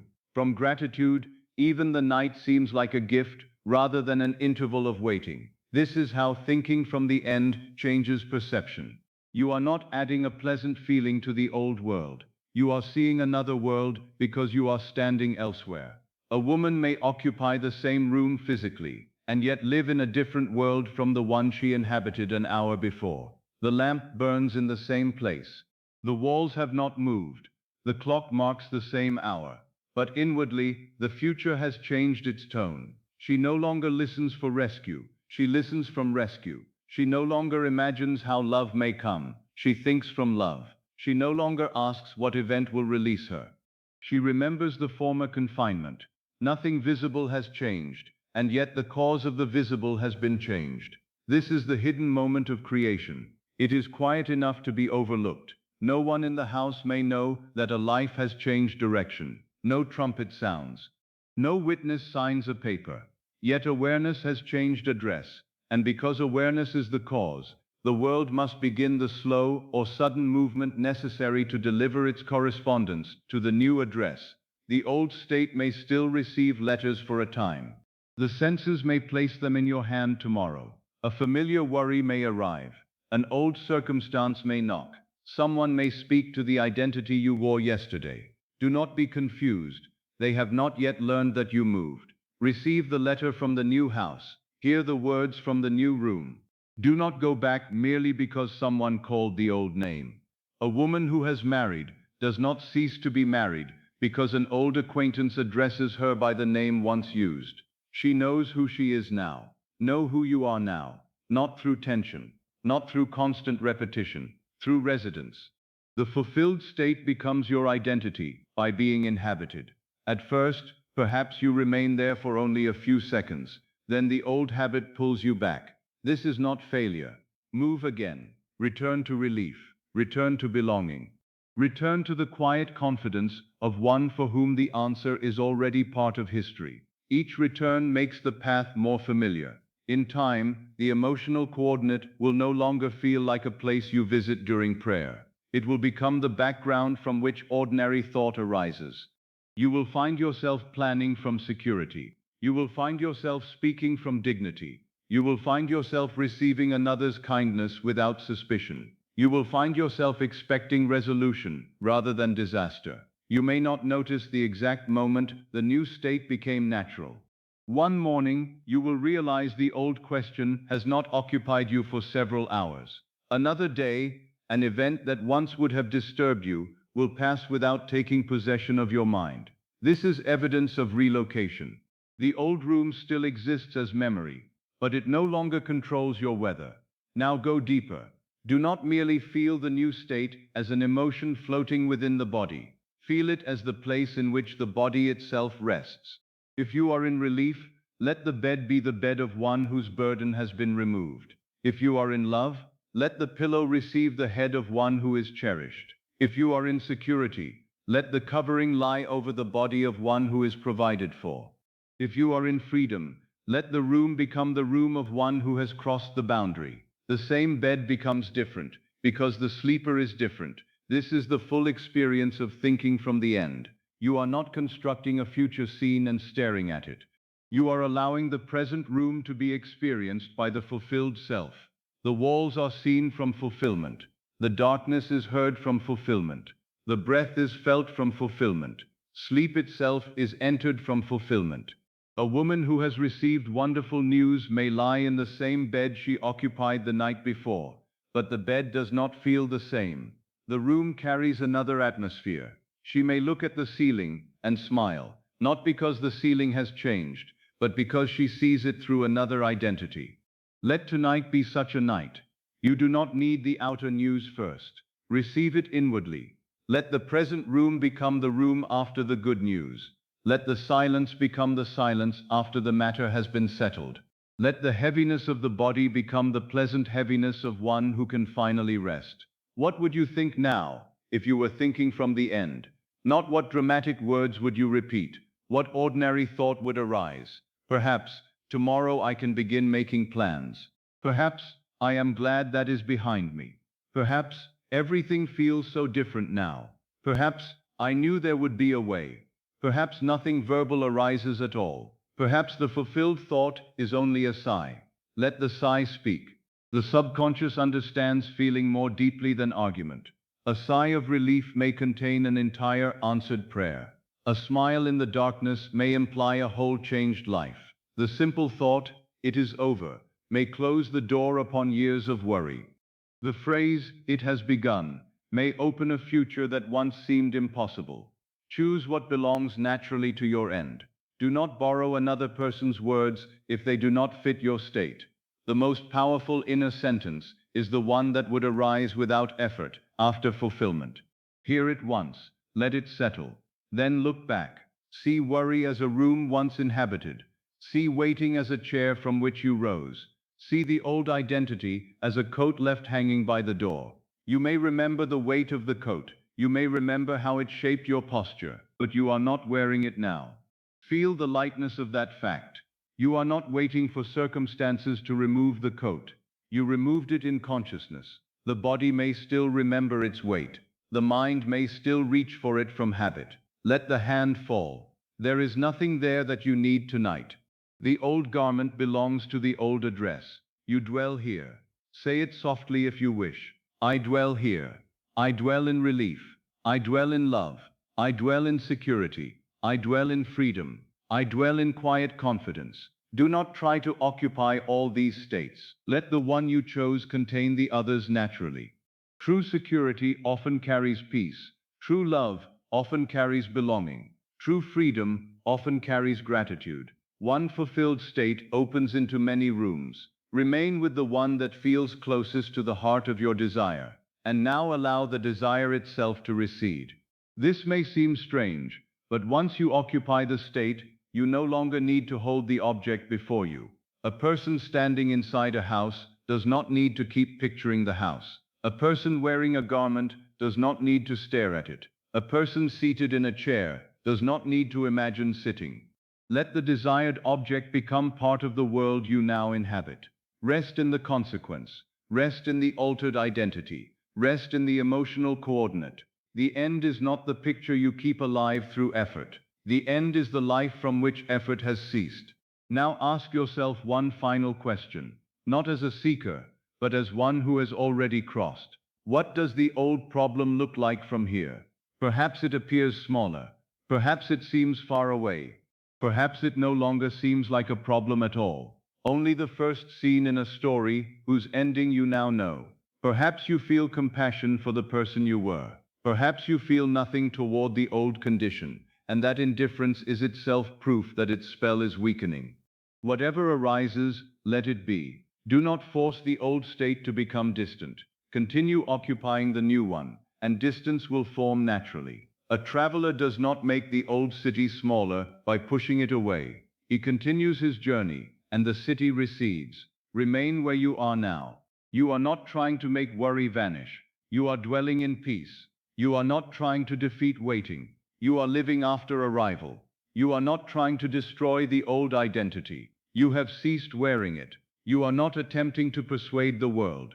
You are changing the one whom the world reflects. This is the first full movement into the end, not seeing the fulfillment before you, not reaching toward it, not asking it to come, standing where it has already come, looking back, remembering, resting.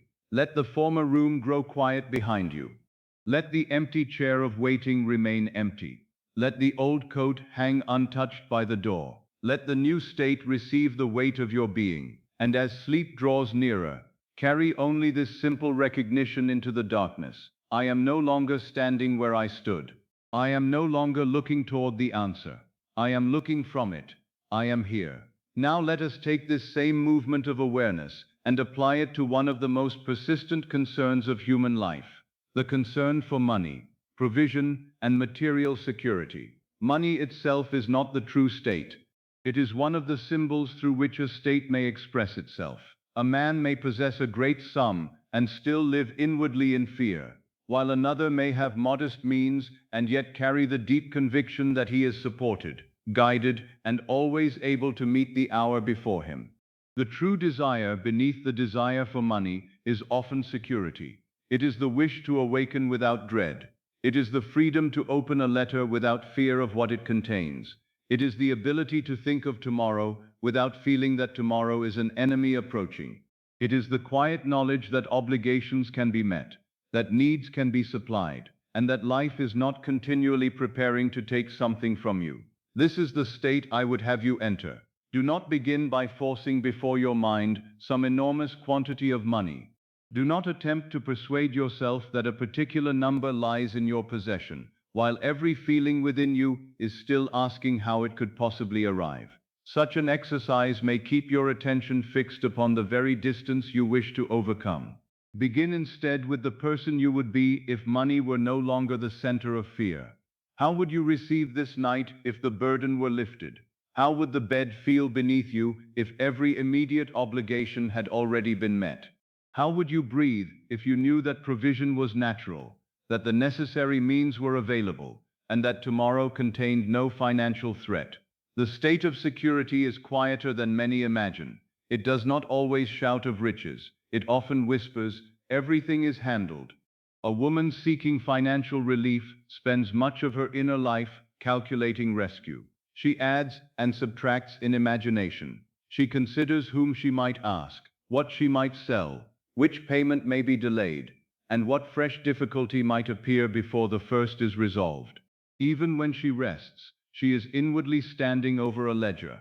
Her body may lie beneath the covering, but her awareness is seated at the table of anxiety. She turns the same figures again and again, hoping repetition will reveal a door that was not visible before. The figures become a form of prayer, though she does not call them prayer.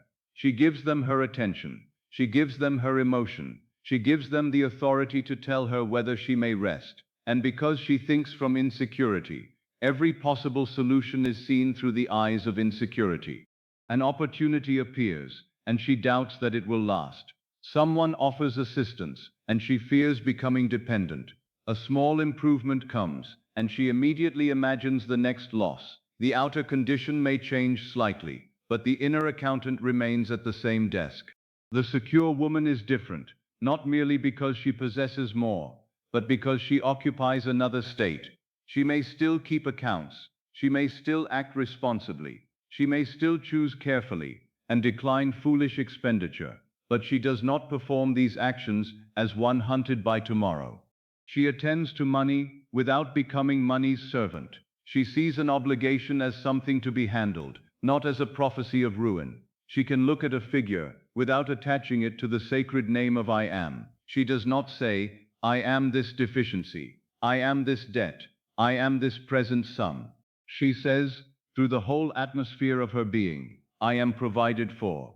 The secure person does not spend every inner moment wondering where rescue will come from. She does not need to hold every possible road in her mind. She has accepted the destination, and therefore the bridge is free to form. She may not know the exact means. She knows the state. That is enough for creation. If your present circumstances require wise action, take that action. Answer the necessary letter. Attend to the account. Seek honest work. Accept sound counsel. Do what the moment reasonably asks of you, but do it from security. Do not imagine that panic makes you responsible. Fear is not wisdom. Anxiety is not foresight. Sleeplessness is not proof of sincerity. A man may worry for 10 nights and still overlook the simple action that peace would have revealed in one morning. The state from which you act determines what you are able to see. From fear, the mind sees narrowing roads. From security, it sees choices. From desperation, every delay appears fatal. From provision, delay becomes merely one movement in a larger arrangement. From lack, another person's prosperity feels like exclusion. From abundance, it becomes evidence that life contains more than one channel. This is why I ask you to move inwardly before demanding that the outer world move. You are not denying the present account. You are refusing to let the account choose your identity. Suppose there is a bill upon the table. The old state sees the bill and immediately enters the room of insufficiency. The body tightens. The mind imagines embarrassment, refusal, or loss. One piece of paper becomes a doorway into an entire kingdom of fear. Now imagine receiving the same bill from the state of security. The amount is unchanged. The paper is unchanged. Yet the reader has changed. The secure reader may say, "This will be handled." She may not know in that instant every detail of how, but the phrase does not arise from empty bravado. It arises from the accepted identity of one for whom provision is natural. She does not worship the bill by giving it the power to prophesy. She sees it as one item within a life already supported. This is thinking from financial security. You may begin tonight with a very simple imaginal consequence. Perhaps you hold a letter in your hand. You do not need to see every line of writing. You do not need to know who sent it, or through what chain of events it came. Feel the paper. Know that it contains confirmation that the matter has been settled. Perhaps the first words you notice are, "Your account is now in order." Perhaps the letter states that payment has been received, that an obligation has been discharged, or that the arrangement is complete. Do not study the method. Receive the meaning. The matter is settled. Let the hand lower the letter. What happens in the body? Perhaps the breath lengthens. Perhaps the face softens. Perhaps you lean back in the chair and allow the silence of the room to become pleasant again. Remain after the news. That is important. Many imagine the moment of receiving good news, but continue to receive it as one who has been frightened for so long that fear remains the dominant state. Move beyond the first surprise. Imagine the hour after the letter has been read. The letter now rests upon the table. The matter no longer requires attention. You are thinking about something else. Perhaps you consider what you will prepare for supper. Perhaps you remember a friend you wish to visit. Perhaps you notice the evening light upon the wall. The fact that your attention can move to ordinary things implies that the financial concern has lost its throne. This is often a truer sign of security than excitement. When a difficulty is genuinely over, one does not continue examining it forever. One returns to life. Therefore, let your imaginal scene occur after the burden has ceased to dominate you. You might hear a trusted person say, "You can put that worry behind you now." Hear the tone. It is not a promise offered to someone still waiting. It is a statement made after resolution. Perhaps you answer, "Yes." It is such a relief to know everything is taken care of. Do not repeat the exchange as a charm. Hear it once with reality. Let the words come from the new room. You may imagine sitting at a table after every immediate obligation has been met. The account book is closed. A lamp burns beside you. The house is quiet. There is no need to count again. Feel that. The temptation to count has ended. The figures have found their proper places. You may touch the closed cover of the ledger and think, "That is finished." Then turn your attention away from it. Look around the room as one who is secure. What would you notice now that fear is no longer narrowing your sight? Perhaps the room seems warmer. Perhaps the chair feels more comfortable. Perhaps the future opens. Perhaps for the first time in many nights you realize that you are tired and may simply sleep. Let sleep become the proof. The person who believes danger is approaching remains inwardly on guard. The person who feels provided for permits the body to rest. Tonight, let the body receive the message that it no longer needs to stand watch over tomorrow. You may say softly, "There is enough." Do not argue about how much. Feel the meaning of enough. Enough for what is required. Enough wisdom for the next decision. Enough opportunity for the next step. Enough support for the road ahead. Enough life moving through channels you do not yet see. The mind of lack immediately asks, "Where is it?" Do not answer from lack. The seed is not absent because the field does not yet show the harvest. Provision may already be moving through conversations not yet held, decisions not yet announced, ideas not yet recognized, and doors not yet visible from your present position. Your task is not to inspect every hidden root. Your task is to accept the nature of the seed. I am supplied. This does not mean that money will fall from the sky while you remain careless. It means that once the state of being supplied becomes natural, you will be moved along the path that belongs to it. You may receive an idea. You may feel led to speak to someone. You may notice an opportunity that fear previously concealed. You may be offered work. You may remember a skill you had neglected. You may be guided to refuse an arrangement that would have prolonged the old state. You may be carried by a sequence of ordinary events that only later reveals its extraordinary intelligence. Do not command the form. The state contains its own wisdom. A man who insists that provision must come through one particular person has not yet accepted provision itself. He has made that person the source. A woman who insists that security must arrive through one position, one inheritance, or one agreement has confused the channel with the spring. Channels may change. The spring remains consciousness. Accept the end so completely that you do not need to threaten life with your preferred method. Say, "I am secure," and let security find its expression. Say, "My obligations are met," and allow the bridge to choose its stones. Say, "I am well provided for," and refuse to narrow infinity to the one road reason currently understands. Reason sees only paths already traveled. Imagination enters the country first. Now look back upon the former anxiety. Do not hate the person you were. See her sitting over the account book, counting and recounting, afraid that if she stopped worrying everything would collapse. She believed her anxiety was holding the world together. Look upon her tenderly. She did not understand that worry never paid an account. She did not understand that fear could not create the very security it denied. She did not understand that her inward position was more important than the figures she examined. You need not scold her. You need not be ashamed of the nights she could not sleep. Go to her in imagination, not to re-enter her state, but to lead her out. Place a gentle hand upon her shoulder. Close the ledger. Say, "You may rest now." Hear her ask, "But what will happen?" Answer from the fulfilled state. It has already been handled. Then see her rise from the chair. The chair of financial anxiety is now empty. Let it remain empty. Perhaps it has been your seat for many years. Perhaps you have sat there so often that it seemed to belong to you. It does not. It belonged to a state. You are free to leave it. Imagine walking away from the table and entering another room. There, the atmosphere is different. The windows are open. The air moves freely.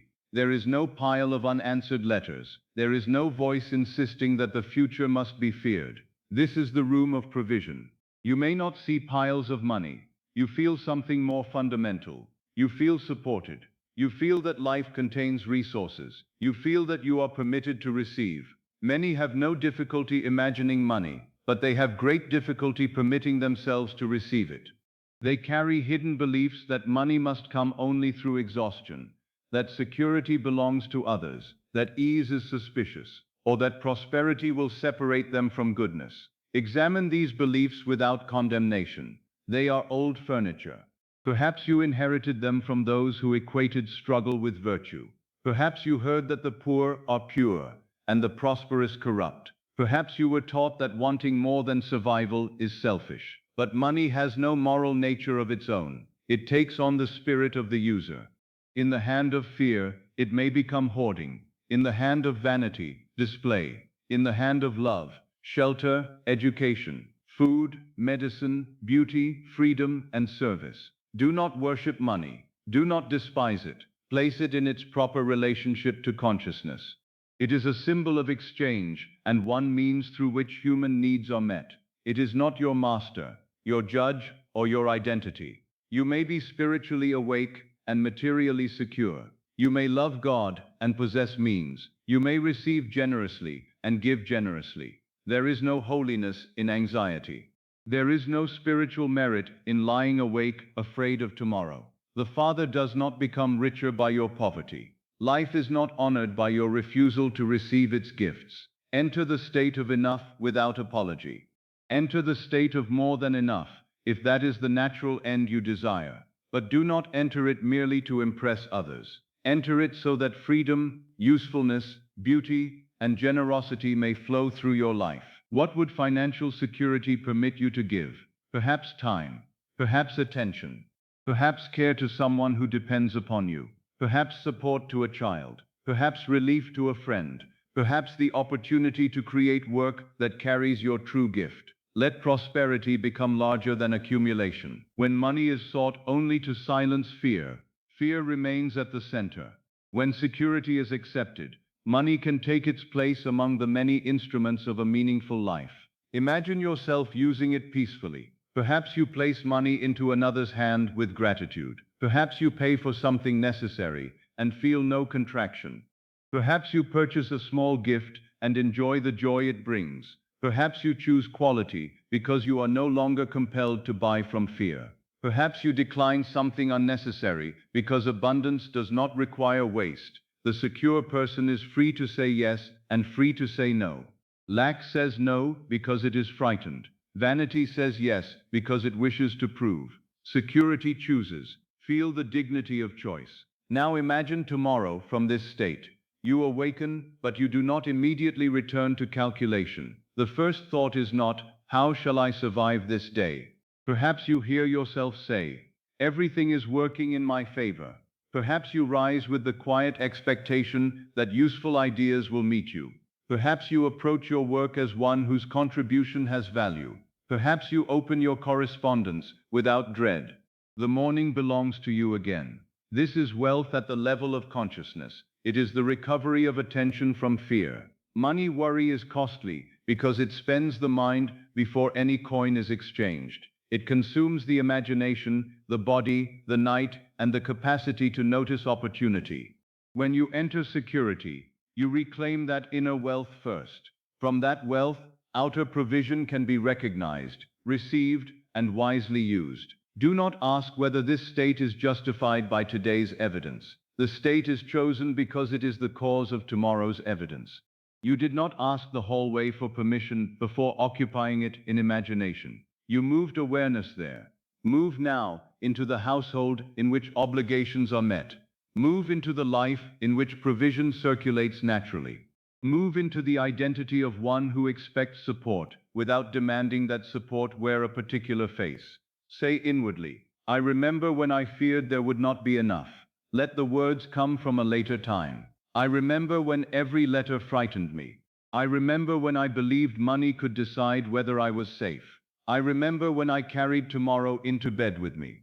Feel the distance. You are not denying that those nights occurred. You are remembering them from beyond them. Perhaps you see your former self at the table again. This time she appears farther away, as though seen through the doorway of an old house. Bless her. Then turn around.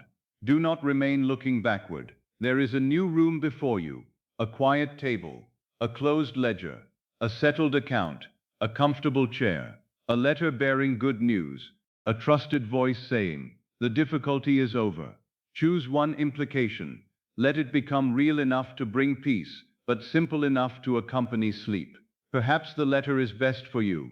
Feel its weight. See your name upon it. Open it. Read only what matters. Everything has been settled. Place the letter down. Perhaps the voice is best. Hear someone you trust say, you need not worry about that anymore. Answer, I know. It is all taken care of. Perhaps no image or voice is needed. Perhaps you simply feel the body of one who is safe. The jaw relaxes. The hands are open. The breath descends deeply. Tomorrow is no longer approaching like a collector at the door. Tomorrow is a field containing provision. Rest there. Do not count your imaginal money. Do not inspect the bridge. Do not ask whether this night is producing results. The secure person does not continually dig up the seed. She sleeps. Let sleep become your first act of financial freedom. For these hours, release the unpaid figures from your mind. They will not be solved by carrying them through every dream. Leave them upon the table of the old state. You may meet them tomorrow, but you will meet them differently. You will meet them as one for whom a way exists. You will meet them with clearer judgment. You will meet them from the knowledge that the present appearance is not the limit of supply. Your security does not begin when every coin is visible.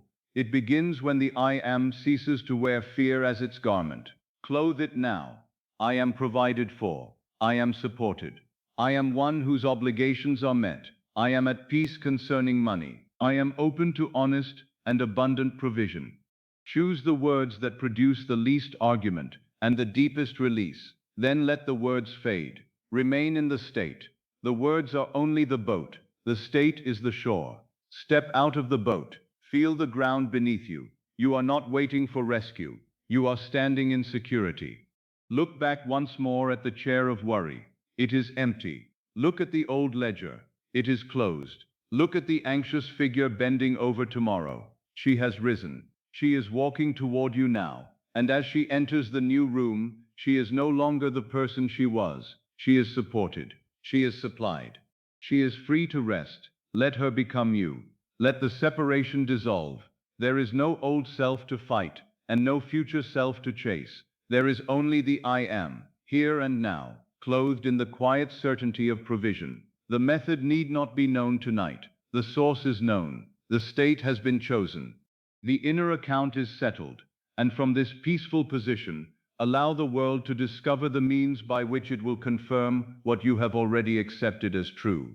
And now, let every teaching you have heard become quiet within you. There is no more need to reach for understanding. There is no examination to pass, no perfect image to hold, no final effort required of you. The mind has received enough. The body has carried enough. The day has already withdrawn into the distance, and the night asks only that you choose the place from which you will enter sleep. Most men approach sleep while still facing their desire. They lie down with the wish before them and the old condition beneath them. They hope the coming day will bring the answer. They wonder whether the imaginal act has been accepted, whether the seed has been planted deeply enough, whether some hidden power has heard them. But tonight, you need not fall asleep asking whether the desire will come. You may fall asleep after it has come. You may rest as one who remembers the former uncertainty from the peace of a matter already settled. You may allow the old question to stand behind you, faint and distant, while the answer becomes the room in which you sleep. This is the final reversal. You are no longer lying here hoping to become another person. You are allowing the person you have chosen to be the one who lies here. The bed is the same, but the sleeper is different. The room is the same, but the awareness within it has changed its dwelling. The night is the same, but you no longer enter it as one waiting for life to begin. You enter it from the end. Let that distinction become gentle now. You do not need to repeat it intellectually. Feel it. There was a time when you waited. There was a time when you wondered. There was a time when you looked toward the door and listened for the sound of arrival. But that time belongs behind you. You remember it. You do not inhabit it. Perhaps only a few moments have passed since you felt the old uncertainty. Yet in consciousness, a moment is sufficient to cross from one state to another. Distance in the world may require hours, days, or years. Distance in imagination disappears the instant the new position is accepted. You have moved. Let the body remain still and know that you have moved. You have not moved through physical space. You have moved from seeking to possessing. You have moved from asking to knowing. You have moved from watching the road to resting at the destination. The former state may still be remembered, but memory does not imply residence. You may remember a house in which you once lived without sleeping beneath its roof tonight. You may remember a garment you once wore without placing it upon your shoulders again. You may remember a journey without believing that you are still walking it. So remember the old state, if it appears, as something finished. Do not turn it into a present fact by examining it. Let it be a distant room with a door already closed. Let worry remain there. Let waiting remain there. Let the version of you who measured every delay remain there. You do not need to call that self forward. You do not need to explain what happened. You do not need to return and persuade the old identity that everything has changed. The old identity cannot accompany you into the new state because it was made of the very assumptions you have left behind. Let it rest. You are not destroying any part of yourself.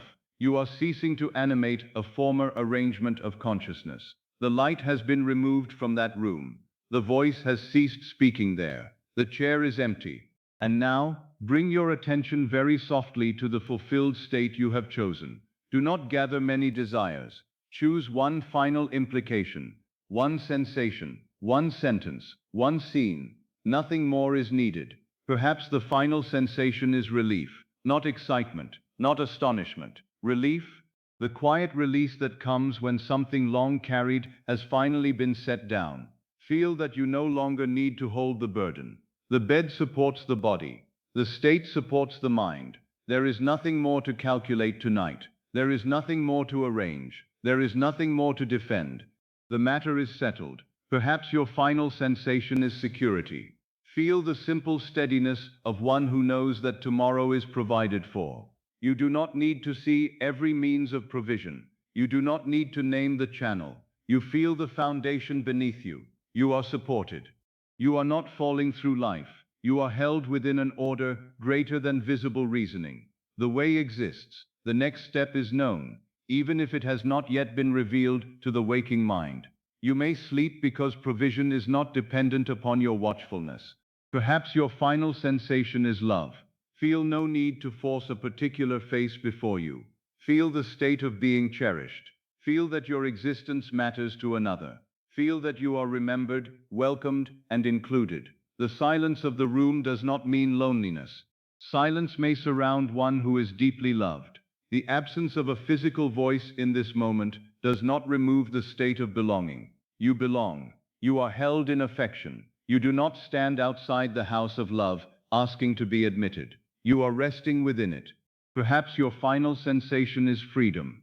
Feel the space around you. The walls that once seemed immovable are behind you. The door has opened. You have crossed. Do not imagine yourself struggling with the lock. Do not imagine the effort of escape. Feel the air after release. Feel the body of one who no longer expects restraint.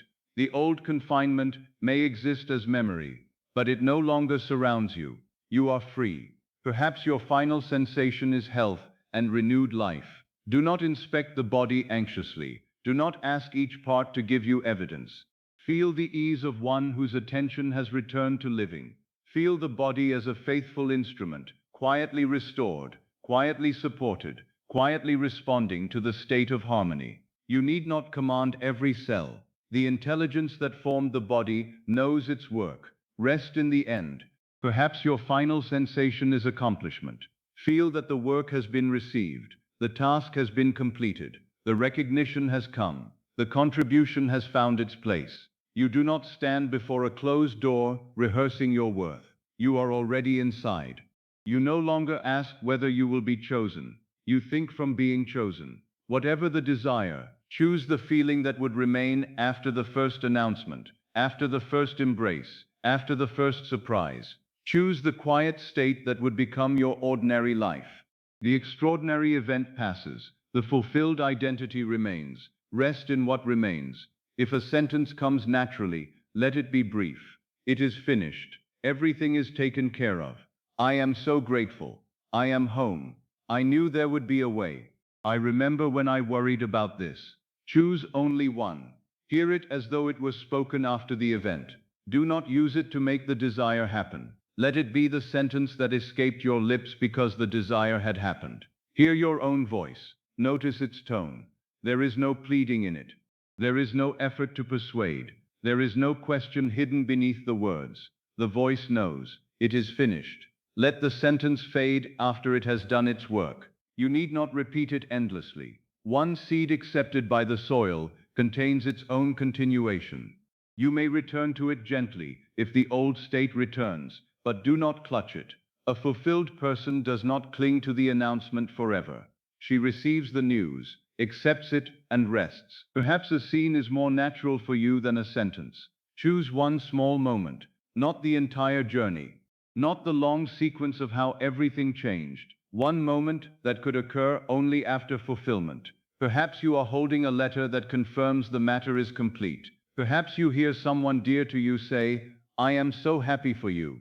Perhaps you touch a key that belongs to the home already yours. Perhaps you sit peacefully after every obligation has been met. Perhaps you feel a familiar hand resting gently upon yours. Perhaps you hear yourself laughing because the old worry now seems so distant. Choose one detail. Feel the paper, hear the voice, touch the key, sense the hand, feel the chair. Then allow the rest of the scene to form only if it wishes. Do not force the walls into clarity. Do not struggle to see faces. The implication is more important than the image. You know what the moment means.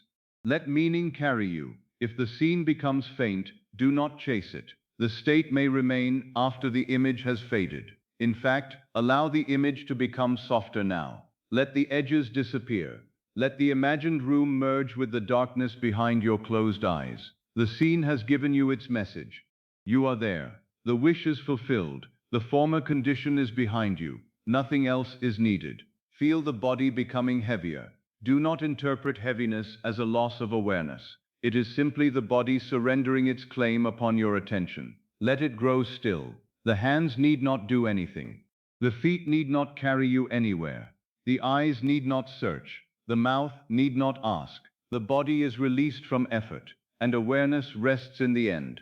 If the breath becomes slower, let it. If thoughts become incomplete, let them remain incomplete. You do not need to follow each one to its conclusion. A thought may begin and disappear. A word may arise and dissolve. An image may flash and fade. Let everything unnecessary fall away. The fulfilled state does not depend upon continuous mental labor. It depends upon acceptance. And you have accepted. You have moved. You are no longer looking toward the door. You are resting inside the room. The former state is behind you. You are thinking from the end. Feel how quiet the end is. Before fulfillment, the desire seemed loud. It asked for attention. It filled the mind with questions. It made every hour appear to be a distance between you and the answer. After fulfillment, the desire grows quiet. It has become part of you. A man does not continually desire the chair upon which he is sitting. A woman does not continually seek the room in which she sleeps. That which is possessed ceases to cry out from a distance. Let your desire become quiet. Do not mistake quietness for absence. Quietness is possession. The seed is no longer in your hand. It has been placed in the earth. The letter is no longer traveling toward you. You have read it. The door is no longer closed before you. You have entered. The journey is no longer ahead. You remember it, and now the old habit may make one final attempt to ask how. How will it happen? When will it appear? What must I do tomorrow? Let the questions drift past like faint voices from another room. You do not need to answer them. The person who asks how has not yet recognized the end, but you are at the end. The bridge belongs to the intelligence of life. Your sleeping mind does not need to construct every incident. You have chosen the destination. The road may now rise. Perhaps tomorrow you will be moved to an action that seems ordinary. Perhaps a conversation will occur. Perhaps an idea will appear gently. Perhaps no visible sign will come immediately. None of this changes the state you occupy tonight. Do not turn tomorrow into a test. Do not awaken and search the room for evidence. Awaken from the state as naturally as you now fall asleep within it. Carry the quiet certainty, not the anxious inspection. The senses may require time to report the new address. Let them. They are faithful messengers. They will eventually deliver the news created by the state you now inhabit. Tonight, their voices are growing faint. The room around the body is becoming less important. The position of the bed is becoming less important. The hour is becoming less important. The fulfilled state has no clock, it is now. The answer has no distance, it is here. The person you wish to become is not waiting beyond sleep. She is the one falling asleep. He is the one falling asleep. You are that one now. Feel the truth of this without effort. You are not preparing to become secure.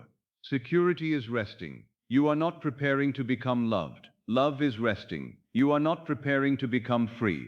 Freedom is resting. You are not preparing to arrive. Arrival is resting. The body upon the bed belongs to the fulfilled state. The breath moving quietly belongs to the fulfilled state.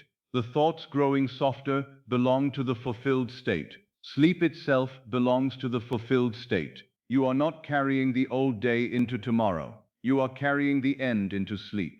And sleep will receive the impression without argument. The conscious mind may fade. Let it fade.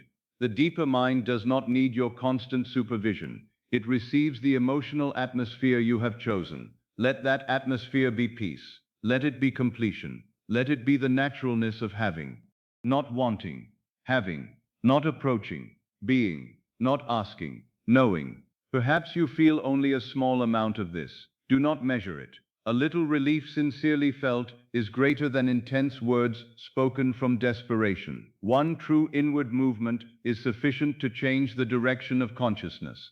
You do not need to be perfect. You do not need to remain in the state without interruption throughout the whole night.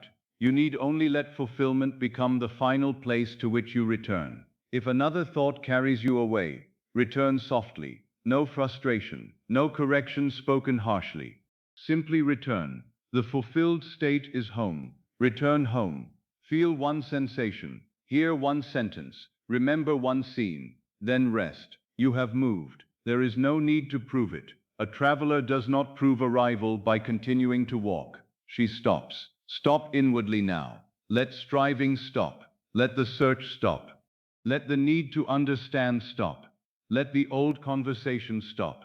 Let the counting stop. Let the watching stop. The desire has been received in consciousness. The essential act is complete. Perhaps you can imagine looking back at this very night from a later time. You remember lying here.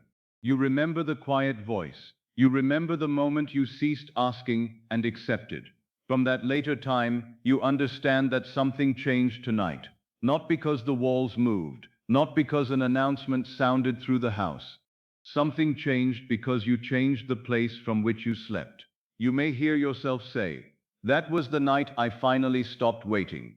Feel the tenderness of that memory. That was the night I understood.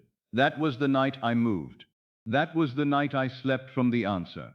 You are remembering tonight from beyond tonight. And because you are remembering it from fulfillment, fulfillment surrounds you now. Let the memory fade. Let the future fade. Only the state remains. Here. Now. Done. The former state is behind you. Perhaps it is so far behind you that you no longer need to look at it. Let it disappear. The empty chair may disappear. The old room may disappear. The coat hanging by the door may disappear. The road behind you may disappear into the night. You do not need these symbols now. They served their purpose. You know that you have left. Turn fully toward the life you occupy. Or rather, cease turning at all. You are already within it. There is nowhere else to go. The room receives you. The state receives you. Sleep receives you. And I would have you notice that fulfillment does not demand a final declaration. It is content with being. You may let the words become fewer. The feeling knows. The deeper mind knows. You are here. It is done. You may rest. Nothing is missing in this moment. Nothing needs to arrive before you are permitted to sleep. Nothing needs to change before you accept the state. The permission comes from within. You give it now. Rest. The old question is quiet. The answer is near. Closer than near. It is the place from which you listen. You have moved. You are no longer looking toward the door.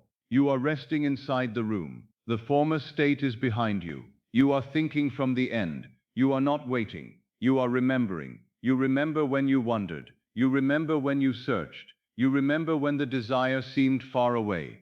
That was before. This is after. This is the night after the answer. This is the rest after the journey. This is the silence after the good news. This is the peace after everything has been settled. Let the sentence return once, if it wishes. It is finished. Then silence. Let the sensation return. Relief. Then stillness. Let the scene return. One touch, one voice, one knowing, then darkness. You do not need to carry the image farther. The image has carried you. You are there. The body is heavy. Awareness is quiet. The night is gentle. The state is chosen. The end is present. Rest inside it. Sleep inside it. Let it become natural. Let it become yours. You have moved. You are here. The door is behind you. The room is around you. The matter is settled. The way is known. You are safe to sleep. You are free to sleep. You are fulfilled as you sleep. No more reaching. No more watching. No more waiting. Only being. Only knowing. Only rest. The former state is behind you. The end is here. You are here. You have arrived. And now you may sleep.